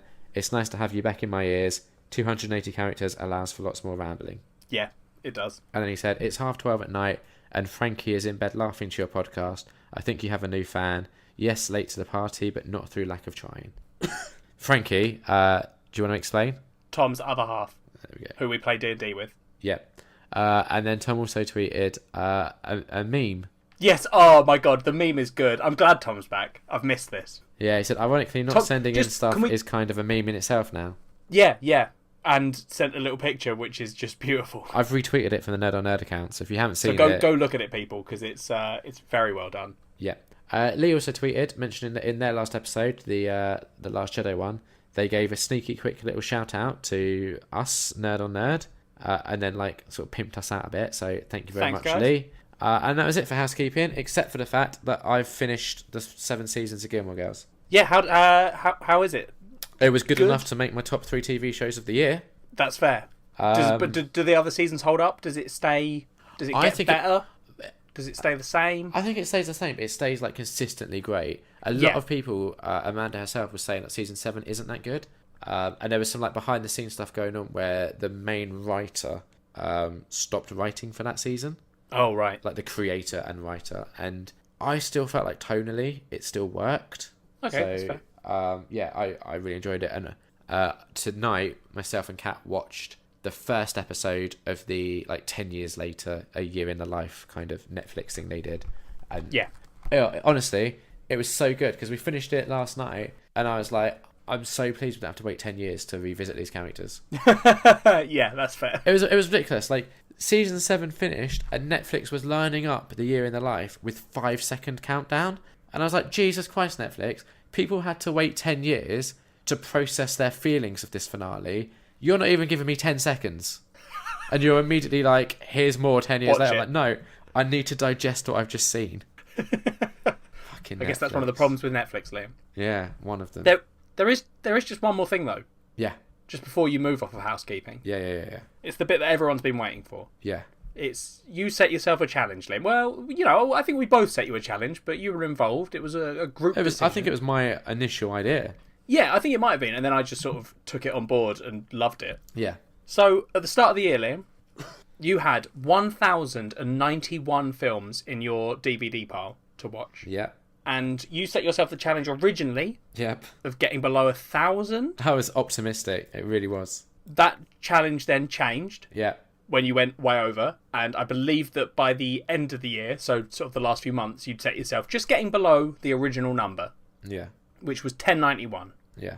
Did you do it? Because the last time we checked, you were on 1085, but you did have a shipment coming in. So, it's very suspenseful. Everyone, you could have done it, you might not. We're going to find out. The shipment came in. My many birthday films was happened. Christmas happened. Yep. And I bought a load of 4K films.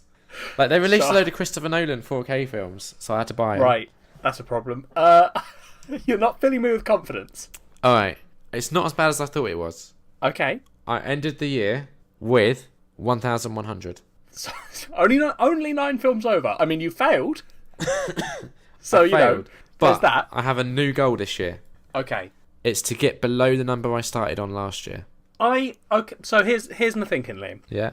Was that 1,091 that I was on last year? Yeah, 1,091. So at the moment, you'd only have to watch 9 films and not buy anything, Yeah. which won't happen. My thinking is, I don't think you're going to do it. But I was only 9 films off of it. Yeah, and originally your goal was to get below 1,000. Yeah. So if that goal was so unrealistic, I'm just going to assume that your initial goal for this year is going to flop at some point, and then by the end of the year, you'll be going, all right, I've got to get below 1,100. You know what, though? Barnes & Noble are going to have a bloody Criterion sale. Okay, but here's the good thing. So you know what the big issue was last year, don't you? Wasn't it just sales and shit? You just kept buying stuff. It was the HMV 5 for 30. Yeah, right, of course, yeah. Guess what? Go on. I've stopped doing that. Have you? Yeah, I I'm proud of you, now buddy. pretty much, if I really, really want to see a Blu-ray, I'll just buy it by itself. I won't do a 5 for 30. Yeah, because you don't need to. But more importantly, I've pretty much I've massively slowed down on buying Blu-rays. I try and just stick to 4K now, and they're not releasing a lot of 4K stuff. Yeah, so the actual market itself is slowing you down. Yeah. That's good. So there's a chance. There is a chance here, Liam. The issue is, I am spending more time watching things on like Netflix and Amazon Prime. Yeah, so you're watching less films as well. No, but I'm watching films on there. You're watching less of your stack. Yes, exactly. Yeah, got you. But you know what? I'm really optimistic that I can do this because this is our optimistic episode. Yeah, no, that is a good point. I believe in you. I've got your back. I think you'll make it. Yeah, and I think there should be an incentive for me to do this. No. Well, not even like just a little something. What? I don't know, like a film. I'm not getting you a film. Buy me a film. Jesus.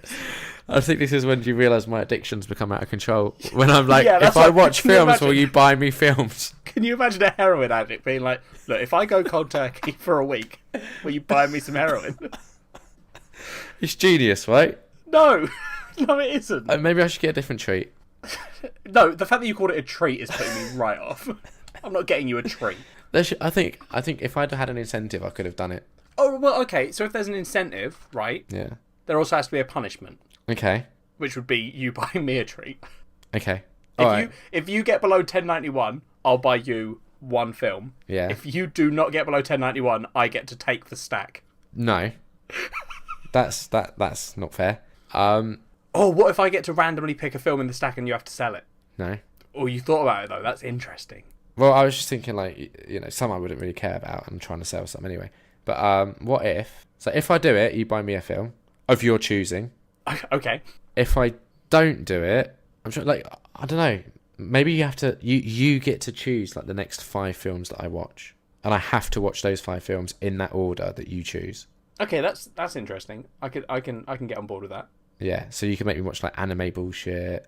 They have to be from the stack, obviously, because otherwise it doesn't really help. But Yeah, you get to choose like the first 5 films that I would watch of 2019. Okay, I'm on board with that. I can get behind this. You need to make a note of this somewhere because I will forget. Yeah, I don't know where to put it, but I'll put it somewhere. All right, cool. And yeah, that's the deal. Okay, I'm on board. Virtual shake hands. There we go. Done. I'm gonna fail. Yeah, I know. No, optimistic. This is gonna be brilliant. I'm gonna get. You're gonna do it. What happens, right? If I get to like 1,090 and then the film that you buy me tips me over? No, I think the film that I buy you cannot be included in the count. Okay, cool. That's fair. That's fair. Yeah. I'm just making sure there's no like. And you have to get below. You can't get to 1091. You've got to be below 1091. Yeah. I agree with that. Cool. All right. Culture swap. Yeah. Swap my culture. Swap your culture. Swap my culture. We went anime. It was cultural. Liam. We did an anime. We did my favourite film of that I watched in 2017. So, okay, I want to preface this with my thoughts of this film, and I need you to be aware of this. Right, quickly. Yeah. Spoilers. This is going to be full of spoilers. Yeah. And, personally, if you haven't seen this film, I really think you should go and watch it. Okay, yeah. Because I love this film, and I think the spoilers won't ruin it, but they definitely take away from it. Okay. Yeah, spoilers. But yeah, before we start discussing it, I just want to say, and I want you to be aware. Yeah, I know. My you didn't like it, my thoughts on this film are not a personal attack on you.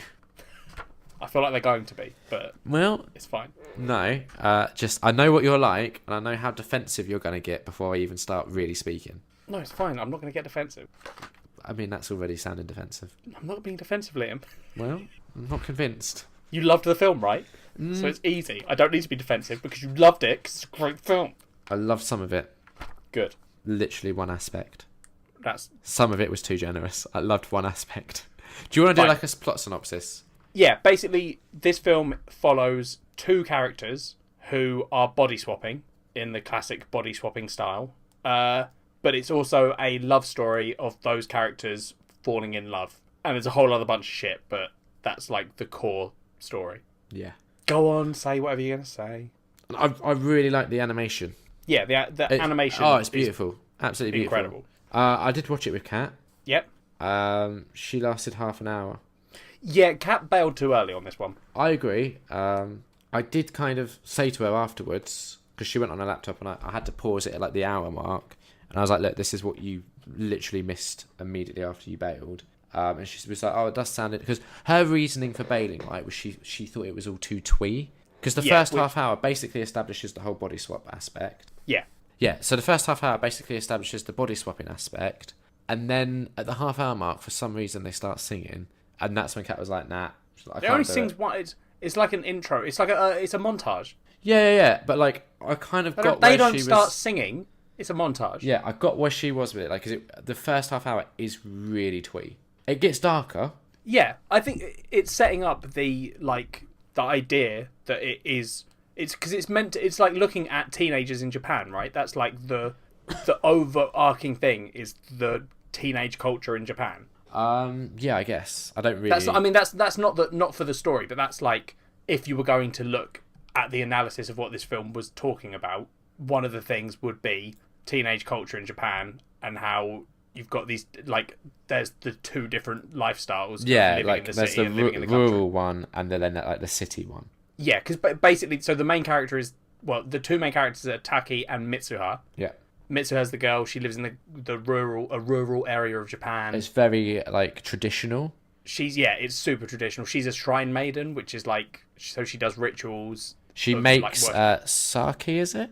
Yeah, I can't remember the name of it. Kumis something or other. Yeah, it's a sake that's made by chewing rice and spitting it into a box. Oh, gross. Yeah, I mean it's meant to be gross, but I don't think people are meant to drink it particularly. Yeah. But yeah, and she has like a god Taki. that she has to go and like visit and stuff, doesn't she? Yeah, the shrine god. Yeah. Yeah, it's the Shinto religion. That's sort of how that works. Yeah. But then so then you've got her, and then that's sort of counteracted by Taki, who is a city boy who lives in Tokyo, who is very much, the modern teenager. Yeah. Goes to cafes with his friends, which is a very Japanese thing. Takes pictures of his food. He does that less than she does. Yeah, that's true, yes. She is the main person doing the food photos. Yeah. But yeah, it's like, so I think there's like a very clear like look into how Japan's dealing with its traditionalism and its modern sort of lifestyle. Okay. That's not like my main takeaway. I think that's fair. So I think them establishing that sort of twee, like, teenage stuff at the beginning is them getting you to be like, oh, look at these teenage kids, so that you're aware it's teenagers, getting you in the headspace of it. Yeah.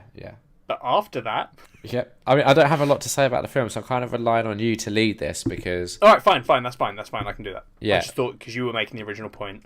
Yeah, no, I don't have... Like, here's the issue I have with the film, in a way, is I like it. I totally see why you like it as well. I get that. One of my issues we can't talk about yet, because that kind of plays in more towards the end.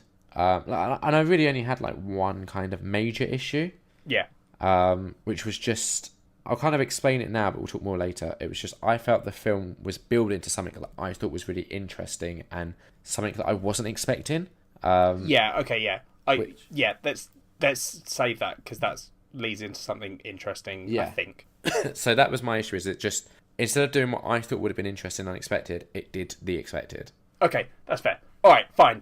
Right. So what this film does is it sets you up with that, like, initial, very, like, obvious body swap. You know, they have the classic gags of he's in a girl's body, of course he feels the boobs. Yeah. She gets confused because she's now got a penis. So Yeah. very ha ha ha. It's pretty, like, standard.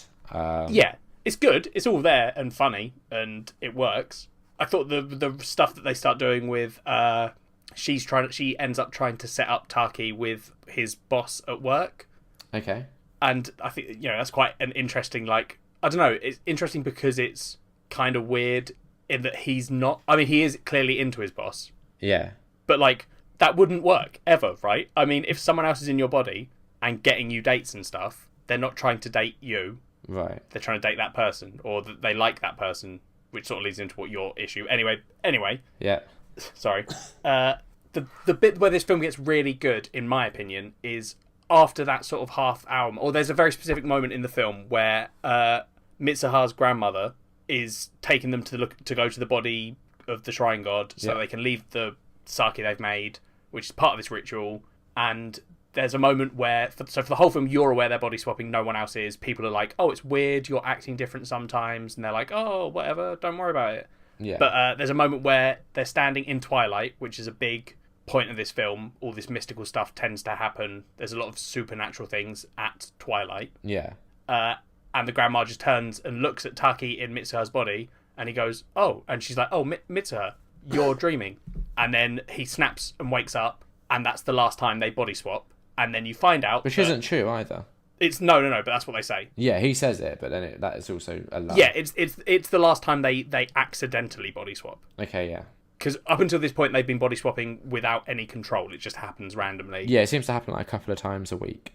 Yeah, I think they say, it's twice a week. Yeah. So he then wakes up, doesn't swap with her again, and then goes to find Mitsuha, because he's like, oh god, it turns out I actually love her, not my boss. It all makes sense to me now. Yeah. And he discovers that she and everyone or most of the people in the town died 3 years ago when a comet split at its closest point of Earth and crashed into the town. Yeah, and can I just say, that as well is, I think, probably one of the most interesting aspects, like, up until that point. You get that realisation and that discovery, and I was like, oh, because I noticed as well that we still had, like, 45 minutes of the film to go. So I was like, oh, I'm curious what they're going to do now. Yeah, I mean, it's like, it's one of those things that's, especially on the second viewing, is really cool, because, like, when you're first watching it, like, there are scenes where, like, she's talking about the comet, or someone mentions the comet to him, and he's like, I don't know what you're talking about. Yeah, but, okay, so one question I do have, genuinely. Yeah. How did she never realise that she was 3 years in the future? Because surely, like, there's TV, news, dates, newspapers. Yeah, but if you look at their lives, what they're doing, right? But, like, so she's leaving notes on his phone. Phone's, like, the home screen has a date on it. Yeah, but it doesn't say the year, does it? Not on the home screen, but I'm pretty sure if you were to leave a note, it might. I don't think it does. I don't know if it does leave it. I think if you're in the year, it doesn't okay, tell let me you just the say, year. I think there's a certain stretch that you have to make to get on board with her not realising what the date is. Like, I'm not saying it's like a deliberate goof or anything. It just, it's No, I one get of what you're those saying. things that when you think about it, doesn't quite make sense. I don't know if I agree. I think if you're body swapping with someone, I don't know if the first thing you're thinking is, what year is this? Probably not the first thing, but because it happens a few times, I think at one of those times, she would have seen it the date or the year or whatever. I just don't know. I don't know if you would. I don't know how often you're seeing the date, the full date. I don't know. Like if you were, I don't see it. I'm genuinely trying to think of when the last time I saw 2018 was, and since New Year's, I don't think I have. Another question then maybe is, go on. If you were her and you body swapped into a guy who you don't know, would you not, maybe not the first time it happened, but like second or third or whatever, would you not want to look up your friends to kind of see what they're up to and just maybe try and talk to them? No, because she goes back into her body at the end. So come at it from the place where you're body swapping and you don't... Let's just assume, right, that she doesn't look up the date at all. Yeah. She never finds out, which is what happens in the film. She never finds out that she's in a different time, right? Mm-hmm. Why would you look up your friends when she... Like you said, she's got a phone in her time. Yeah. She literally goes back and talks to her friends every time it happens. Why would you want to get in contact with your friends when you're in a different body? To be like, what the hell's going on? Yeah, but you would do that when you got back into your body. But if they didn't believe you or whatever, then you could be like, well, I'll prove it. Boom. That doesn't prove anything, Liam. If I got a call from someone, genuinely, if I got a call from someone and they went, hey, I'm Liam Underwood, I would just think you were pranking me and not talk to them. Oh, but what if, right, I'd already had a discussion with you, and I was like, okay. Yeah, I think you're pranking me. I think you were just setting up the prank. Right. But we have a different friendship to what she would have had with her friends. I don't know. Yeah, I'm just saying that's one of the things that I find hard to believe is her spending, I think we can safely say at a minimum it would have been a week in total. Probably more. It's over that. Yeah, okay. Over a week, not knowing what the date is. No, because she doesn't know what the date is. She doesn't know what year it is. The year. Okay, not knowing what the year is. I just think that's unlikely. I think that's the smallest issue you could have with this film, and I think it's actually reasonable to assume that she wouldn't have seen the year. This is my issue. Listeners, okay, what that's side fine, of the fence do you fall on? So anyway, they go, you discover that they're time swapping as well, 3 years apart. Yeah.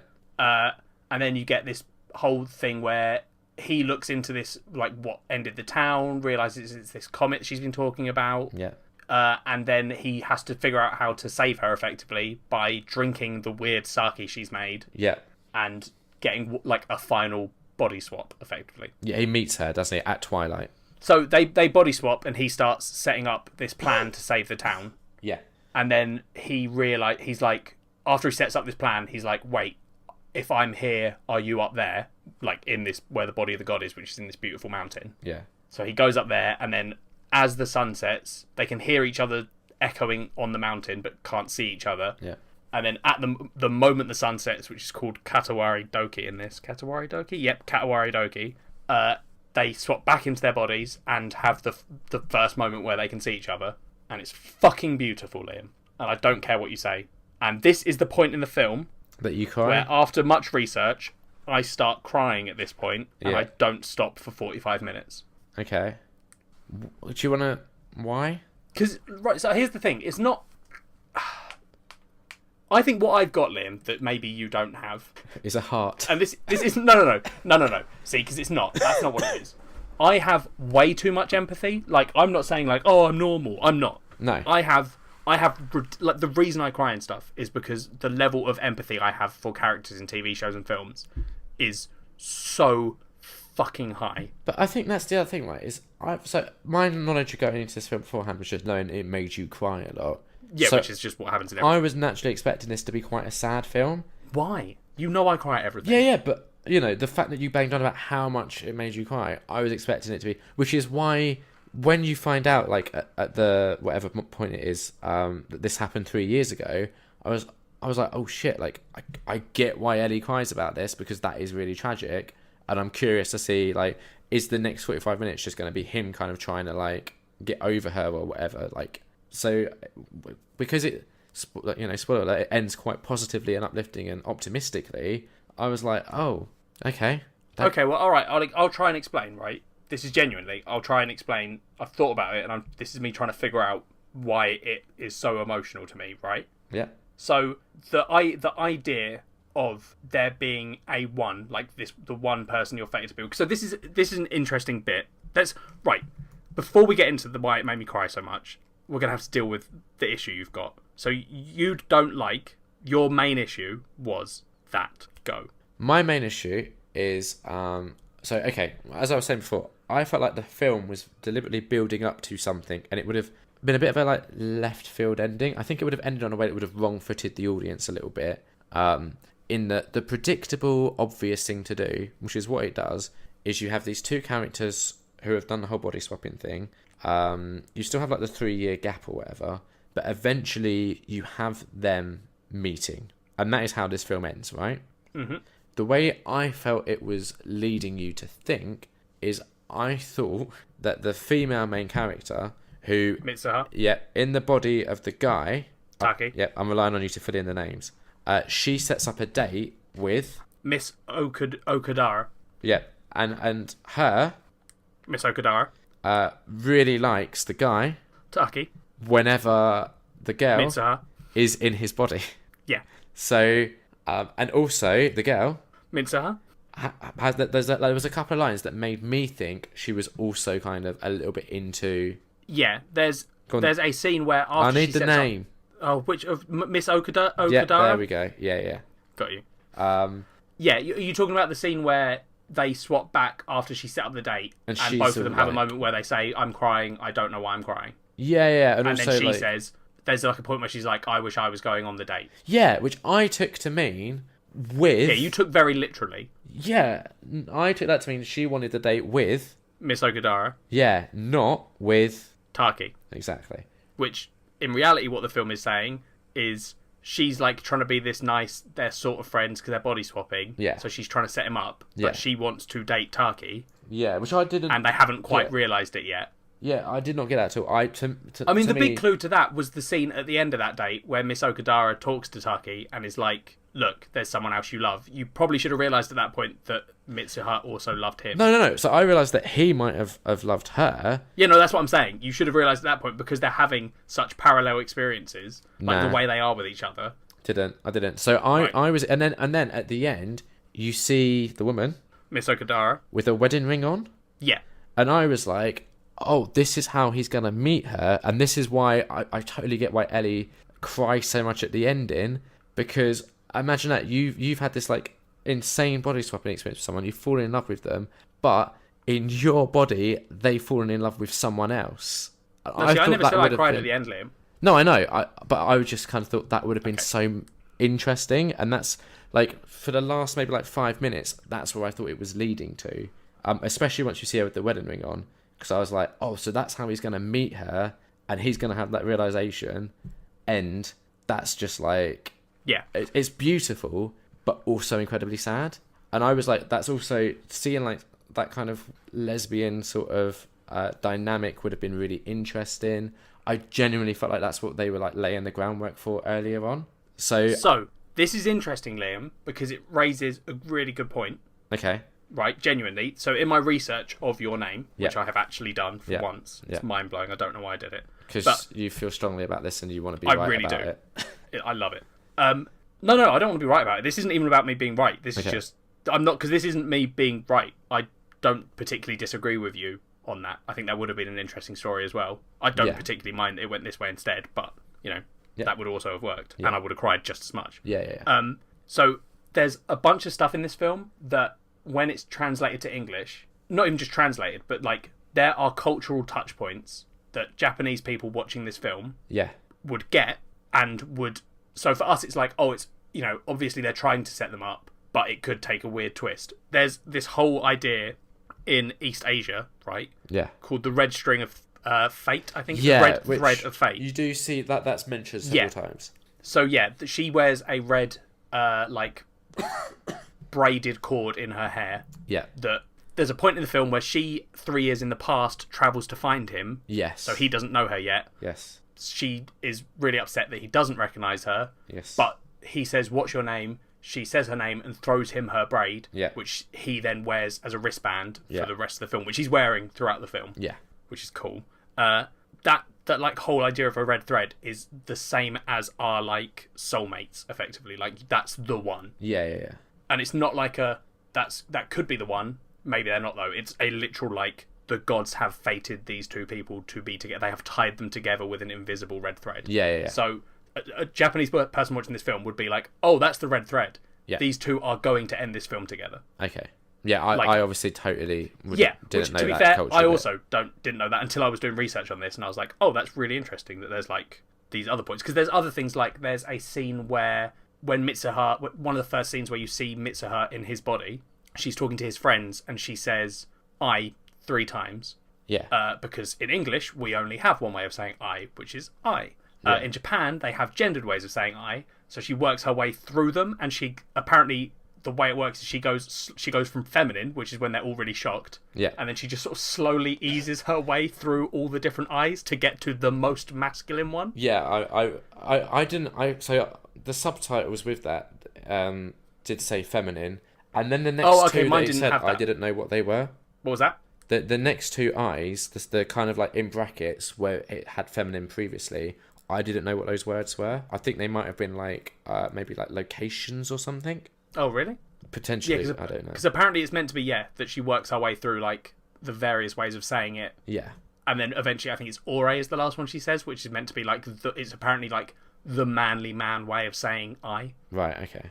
So, like, and that's, like, you know, even researching that afterwards and being like, oh, I get what they're doing now, that joke clearly doesn't land properly when you're watching it. Yeah. Because you're not a native speaker. So I just think it's interesting that there are, like, things like that in this film that, because we're a Western audience and it's not something we get. Yeah. Like, there are things that we miss, almost not even necessarily miss, because like the red string's still pretty. It's, you know, you can figure out what it's meant to represent. Yeah, you have scenes of it tying them together and stuff. But I don't know. I just found that really interesting. That stuff like that. I think it's worth pointing out is I think we both watched the subtitled version. Yeah. Did you watch it with the music also in Japanese? Yeah, I don't like the English versions of the songs. Oh, I haven't heard them, but they're good, but whenever you translate a Japanese song into English, it doesn't sound quite right.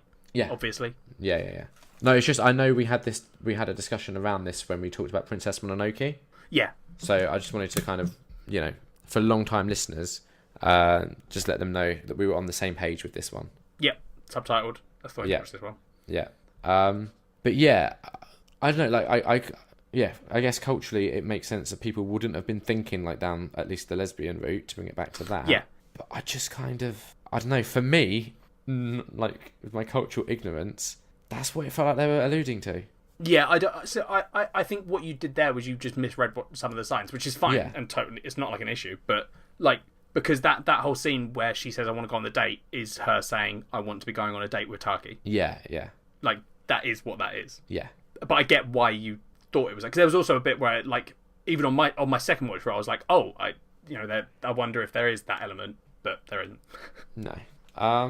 So the whole like body swapping thing, for you, do you have I don't know, not maybe like a different take on it than I do, but does it resonate more strongly with you? So no, you mentioned this to me before, and I've thought about it a lot and done a little bit of research as well into that. I was like, I wonder if there are any other parallels that I'm missing. Yeah. So the thing with it is, there's definitely, like, obviously as a kid, you know, I was 100% like, oh my god, if I just wake up as a girl, that would solve all my problems. Which is exactly what happens in this film. Yeah, but they're not. So this film isn't two people waking up in a different... Like, I really want to see the body swap film, and I'm sure there are body swap films that do it, but I've not seen them. The body swap film where two people wake up in each other's bodies and are like, oh shit, this is who I was meant to be all along. Okay, yeah. Because they always have the scene at the end where they're like, and we've solved it, we're back to who we are. Yeah. And to me, I'm like, that's cool, but I'm interested in the film where, like, two people are like, oh no, I was meant to be this person all along, sort of thing. I think that's a really interesting idea. Don't know if anyone's done it. If they have, let me know. Yeah. So there's some parallel in it, but they are still a girl waking up in a boy's body, which is the opposite. That's not anything to do with me. But what about the boy waking up in a girl's body? That's also nothing to do with me. Okay. Because I wasn't a boy, Liam. I'm a girl. Yeah. Who has all the wrong you. hormones and shit. Yeah. Yeah. So like, yeah. do you know what I mean? That's what I mean. Like, I get it, and I can see where those parallels are drawn. Like, there's other stuff. Like, people were saying, like, there's the scene where she shouts, "If I want to become a handsome Tokyo boy." Yeah. Which, like, is easy to go, oh, okay, so she does want to be a boy.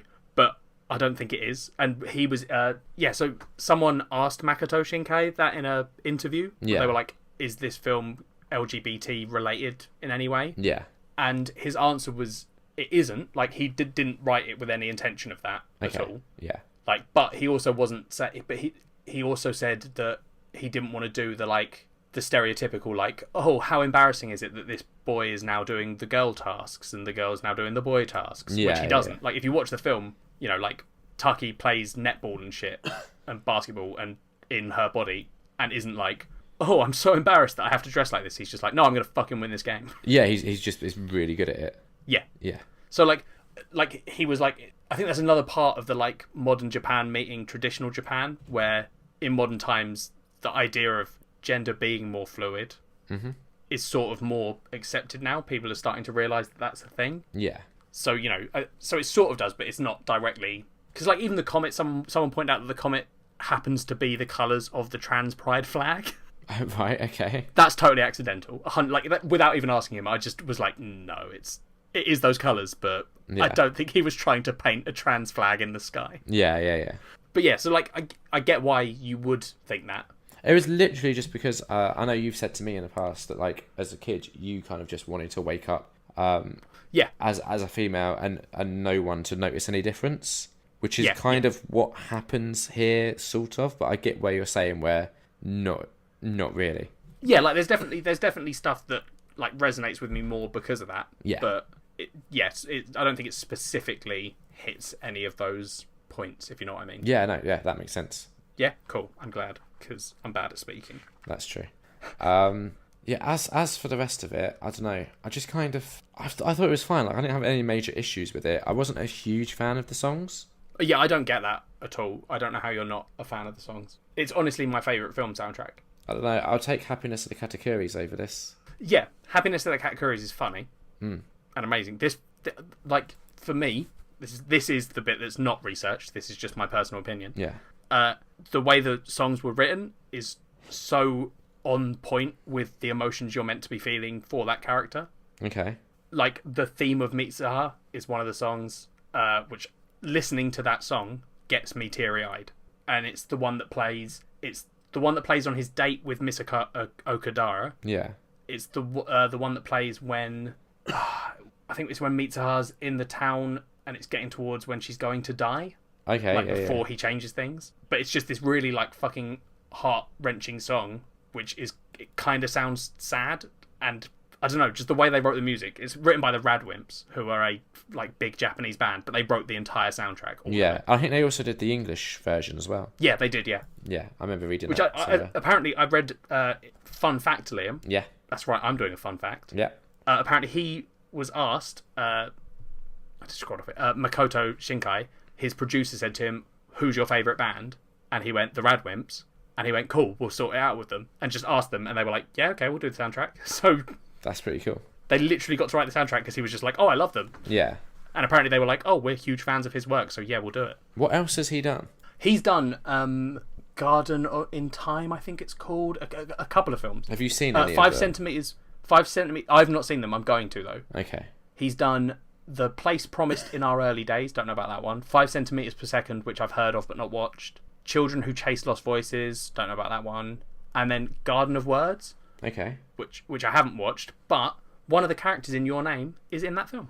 Oh, interesting. So it sort of weirdly ties the films together. Yeah, the teacher that is teaching them about Katawari Doki, the whole Twilight thing at the beginning of the film, she's one of the main characters in Garden of Words. Oh, okay. So that's kind of a weird thing. Yeah. But yeah, look, I don't know. This whole film, man, like, I get why you didn't particularly like it, but... No, I liked it. I thought I would enjoy it more. Not just because of, like, what you've been saying, but I've been seeing, like, a lot of positive stuff about it on, like, Twitter and stuff. Yeah, it's just so well done. Like, watching it the second time, there were things I noticed that I was like, this is unusual for me, because you know that I usually just care about the story and I don't give a shit about how things are, like, framed and whatever. Yeah. But, like, watching it this time, I noticed that, because one of the whole themes is this whole, like, Twilight moment. Yeah. Like, so when they meet on the mountain, it's Twilight because that's when the supernatural can happen. Yeah. And there's... The way the film does it is the last time that they accidentally body swap, when that gets broken by the grandma saying you're dreaming, that happens in that exact moment. Like the sister Yosahara, Yosahara. She's like, oh, it's Katawaridoki, and then the grandma's like, oh, you're dreaming, and they wake up. Okay. But then so those are that's like a fairly obvious one. But at the end of his date with Miss Okadara, they walk onto this bridge, which is a bridge that comes up throughout the film. Like, that's where he goes to try and talk to Mitsuhara on the phone. That's where there's one where he sees the comet from there as well. But when he goes onto that bridge with Miss Okadara and she says, you love someone else, and he realizes that he's in love with Mitsuhara, there's this perfect shot where he walks out onto the bridge, stops dead in the middle, and the bridge is split perfectly in half by one side being light and one side being dark. So it's like the literal representation of that moment. Yeah. So like the way he's tied that theme throughout the film is just done really well. So there's like the big obvious ones, but there's also these little ones that I was like amazed by, because I was like, oh shit, that's really cool. Yeah. And just, I don't know, so stuff like that, it's just such a well thought out film. Like, I'm going to go on about one last thing, and then go for it. We can move on to like the art and shit, because that's the cool stuff that you also liked. Yeah. But so the opening of this film is like a proper Japanese anime opening. Which honestly lost me for the first like couple of minutes. That's totally fine. I get that. Yeah. Like, I love that sort of shit, but I get why it puts people off. But it's this whole intro, and it's, you know, doing like, it's almost like a theme song to the film. Mm. But that opening lays out the entire plot of the film, literally, to like an insane degree. Like that opening just goes to you, this is what this film is, here is everything that's going to happen in this film. Yeah. Like, it's mind-blowing. I watched a dude break it down and just had my mind blown, and had to rewatch it and was like, holy shit, that's so spot on. Like, there's you have them back to back in the opening as the youngest version of themselves. Yeah. Then it flashes, and it happens so fast, but the version you see of him standing back to back with her after she's cut her hair is taller than her. Okay. So at that point, you've seen him from the 3 years before he knew her, the 3 years later version of him, which is taller than her, and her in those 3 years where she doesn't change much. But like, they're immediately going to, look, they're in different times. Okay. Because she hasn't changed, but he has grown. Yeah. Then you have them standing back to back in a different shot where it flashes through every version of them that you see. Yeah. Like, you get the adult version, the kid version, the in-between versions, and it shows the person behind them is fading out at different times. Yeah. And it's when they like split apart and have time apart from each other that they fade. Yeah. And their facial expressions in each shot are the emotion they're feeling in that point. So like, there's the sadness when they're adults and they know that they're missing something in their life, but they don't know what it is. And there's them as kids, like being happy because they're with each other. So like, and that's just like 2 bits. The whole opening is full of that. Yeah. And seeing it and knowing how the film is makes it totally different, because you catch all these little things and you're like, oh shit, that's amazing that I didn't see that. Yeah, definitely. Even though there's no way you would have seen it, because you don't know what you're looking for. Yeah, exactly. Yeah. But yeah, I just find it fascinating that he did shit like that. Yeah, definitely. So good. Well, I don't know. Like, I wouldn't be opposed to rewatching this again in the future. Yeah, honestly, I think you should, just for some of that stuff where you get to see it and you know what's happening, so you notice little bits. Yeah.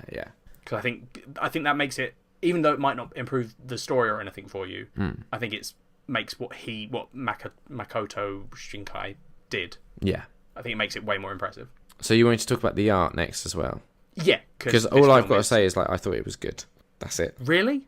Yeah, like, it's beautiful, don't get me wrong, but like, I can't go into it in much more detail than that. No, but that's what I mean. Nice. Like, this film is fucking beautifully drawn. Yeah, but that's all I've really got to say about that. It blows my mind that you're less impressed by some of this shit. You know, like, so you know the scene where she's doing her Shrine Maiden dance? Yeah. Are you not impressed by how well the characters move in that? Well, yeah, it looks good, but I mean, I don't know what you want from films, mate. You're just so live action. I think this is the problem, right? I just don't get it. And I think this is genuinely going to happen. When we get to doing Barefoot again, I'm going to be like you are now, just gushing and being like, oh my God, wasn't this amazing? And you'll probably be like me, where you're just like, it's okay, it just isn't what I get out of films. Possibly. We'll have to wait and see. I think I'm going to love that film. I hope so. I think I will, because I'm not jaded with anime like you are. I mean, I don't know when it happened, Liam. I don't know when anime hurt you. I'm not even that jaded. I think the problem is I'm very inexperienced with it, and the experience I have had with it has been not as good as it maybe could have been. I mean, that's fine. Here's my counter argument is that I think you are jaded because I've seen the reviews that this film got. You've seen and what? I know I've seen the films, like the reviews that this film got, right? Oh yeah, it's got amazing reviews. Yeah. So Yeah. I feel like a lot of the time when we argue, I am like, oh god, I don't know anything about films, so I feel like I'm probably in the wrong, and Liam probably knows what he's talking about. Nah. But when a film like this happens, and your reaction is, yeah, it's all right. No, like, okay, I liked it. I know. But I just other people didn't love it. Liam. Other people loved it. Yeah. A lot of people loved it. I didn't get to that level. Yeah, I don't understand. So Yeah. I'm also worried that you're going to put people off seeing it. Oh no, like people should not be put off seeing it. It's definitely worth watching. Because I can appreciate that you didn't love it, Yeah. and I'm fine with that. I'm not going to argue with you over it because And I'm also I want to get be it. clear, like while I did talk about my like issue with it earlier, that isn't the thing that's stopping me from loving it. I just found the actual obviously. story to just be okay. I mean, yeah, if that was the only thing that was making you not love this film, that would be weird. Yeah, exactly. So I just want to make that clear. Yeah, I just- think that came across. Yeah, good. But yeah, like, so this film, Liam, Yeah. I rated it my favourite film of 2017. Yeah. This is not only my favourite film of 2017, this is genuinely my favourite film. Of all time. Yeah, 100%. Okay. And that's after watching it for the second time and just still having all the same emotions. This is honestly my favourite film of all time. Okay. I don't know. I think it would have worked better for me if it had been a less optimistic ending. But like you said, like the whole cultural thing that they set up, it was never going to be if you knew that cultural background. But even then, like, I don't know, recently you've had this with a lot of films where you're like, they did this and I wish they'd done this. It's especially when the film feels like it's leading me in a direction that I find interesting. But that's the direction that you got wrong. Yeah, no, I know. But like, then I just can't help but be disappointed because in my head I've already gone, oh my god, wouldn't that be amazing? I'm really excited to see that. This is a genuine question. Yeah. Could it also be that you've seen so many films now that that most storylines to you are like overused? No, okay, yeah. So this is why I've always said, and I think I've said it before in the podcast, my favourite thing a film can do is surprise me.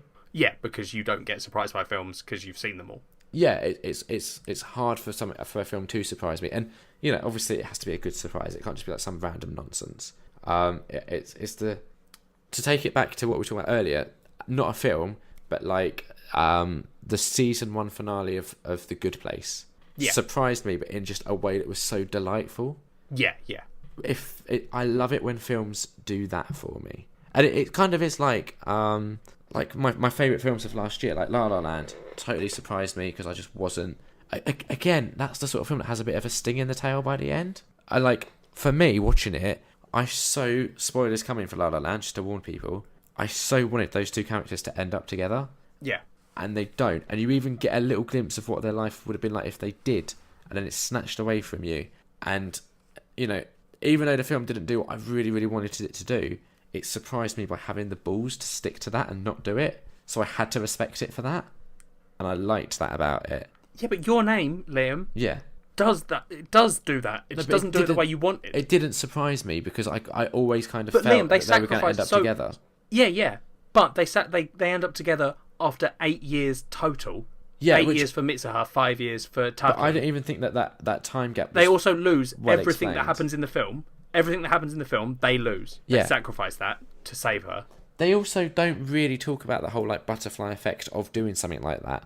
Yeah, because it's not about the butterfly effect. No, I know, but I'm just saying like that was one of the things I was like, is that going to play into it at all? Nah, it's not. I mean, it did, because the town was saved, and so things were different. Yeah, but you don't see any consequences because of that.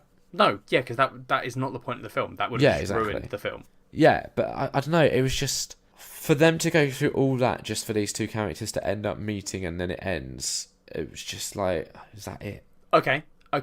Counter argument. Yeah. Fuck you. You watched Before Sunrise.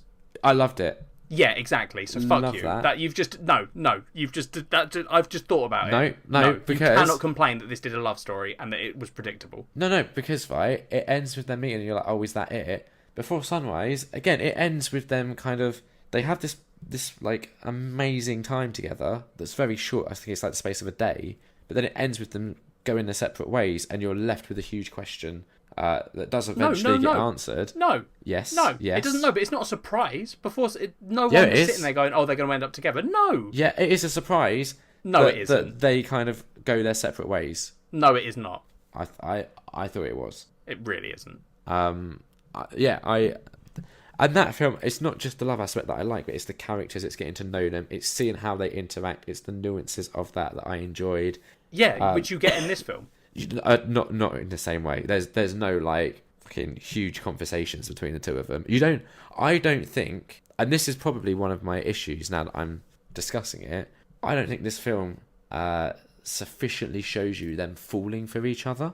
Yeah, I don't think it's... I think while that is the end of the film, and that is his, like, goal of, like, meeting her, I think that the more, like, interesting part of this film, character-wise, is the interactions they have with their friends and, you know, the interactions they have when they are in the other person's body with their friends. Like, the relationship that Tucky has with, fucking, what's his name? Tessie.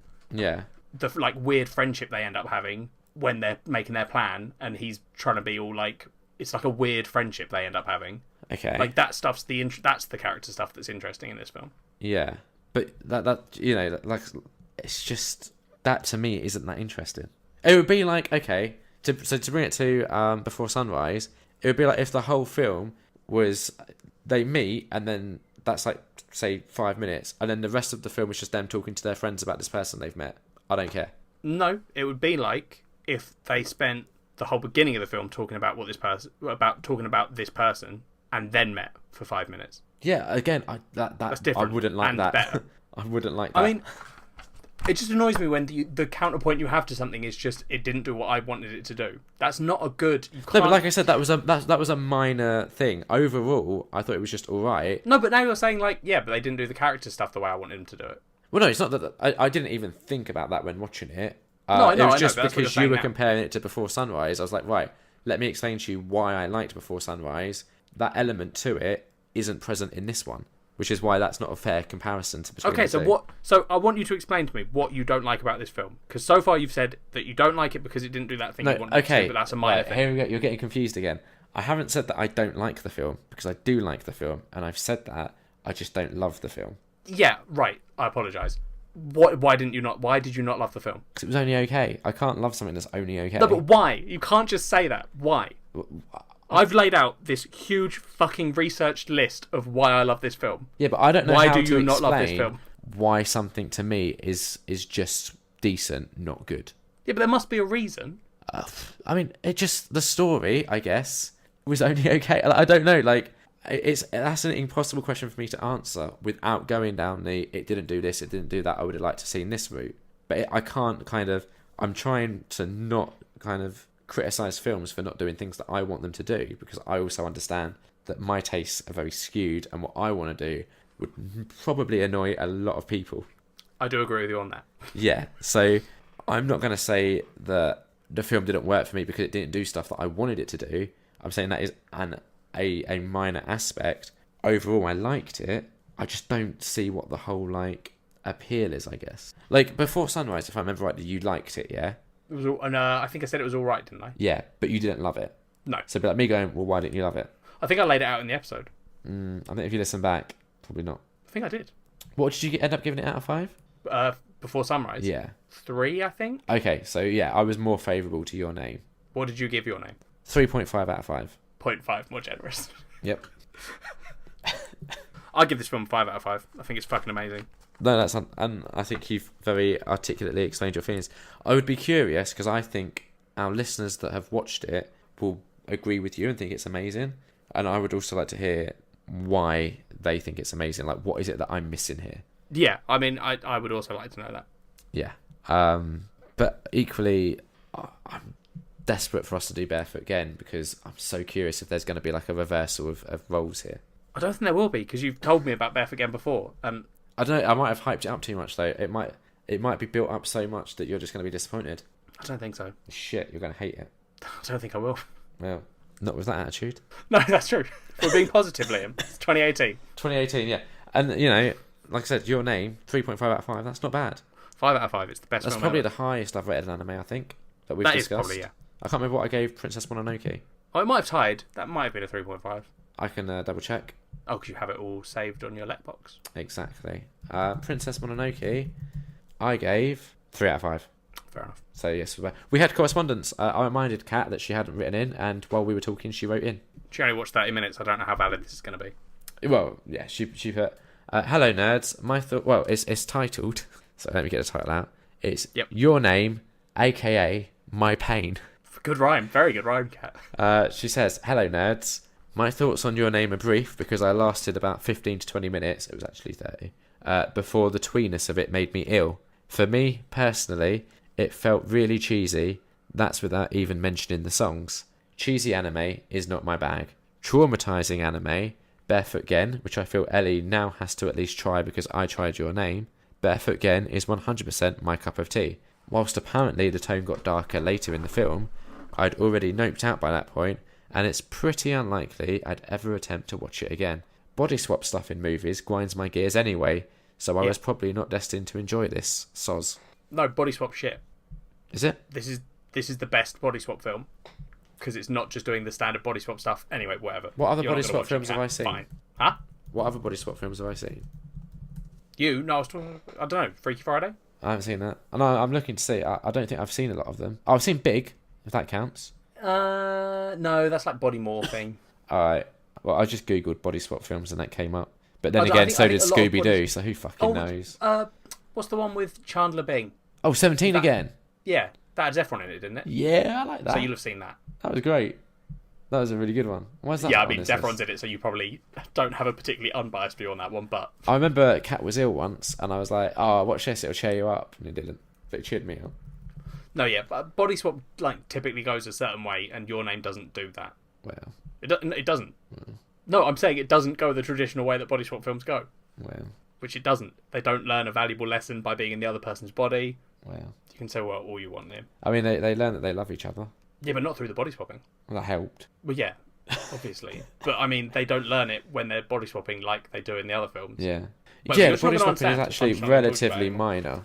If anyone out there wants to just start a podcast with me called Your Name Is... ... where we have a guest on every week and just talk about your name with them, I'll start it with you. I wouldn't listen to that, I'm not going to lie. I know you wouldn't. I don't want you to. So, are we going to title this episode, Your Name Is... ... average-ish? Better than average. No, I get to name the episodes, so it's been called Your Name Is the Best Film Liam's Ever Seen. Don't listen to this episode, just trust Ellie on this one. Right, okay. Liam loved it. Well, 5 out of 5. Well, I think 3.5 is generous enough. Everyone disagrees with you. Let us know why. What are we watching next time, Liam? / not watching, reading? We've decided to do a graphic novel because it's been a while, and we're doing The Wicked and the Divine, Volume 1. Neither of us have read it. Nope. Got no idea if it's going to be any good, nope. But we'll find out. Yes. How do people get in touch? They can tweet us at nerdonnerd. They can email us at nerdonnerdpod@gmail.com. They can Facebook message us at facebook.com/nerd-on-nerd-pod. Or they could, if they wanted, Liam, they could even leave us a review on iTunes. Yes. I think you could leave a message with your review, so that's kind of like you communicating with us. Yeah, it would be sweet if you did that. It'd be helpful because we'd be at the top of the charts. Imagine that. That would help us. I don't think we'd get to the top, but we could maybe get onto a chart. That would be helpful. That'd be nice. Yeah, help us do whatever we can to start getting money before I go blind, please. Yeah, I don't want to play the sympathy card, but Liam needs money, so help us. Yes. And it's for a good cause, really. Yeah, I mean, I'm taking 50% of it, so... Yeah. But, which just means we have to make twice as much. There you go. My transition, Liam's eyes, look at how much we need money, guys. About 2 million. And that's American. I need less than that, I think. So that's dollars. So, Thanks for helping. Any final thoughts, Liam? Don't want to go blind. Bye. Bye.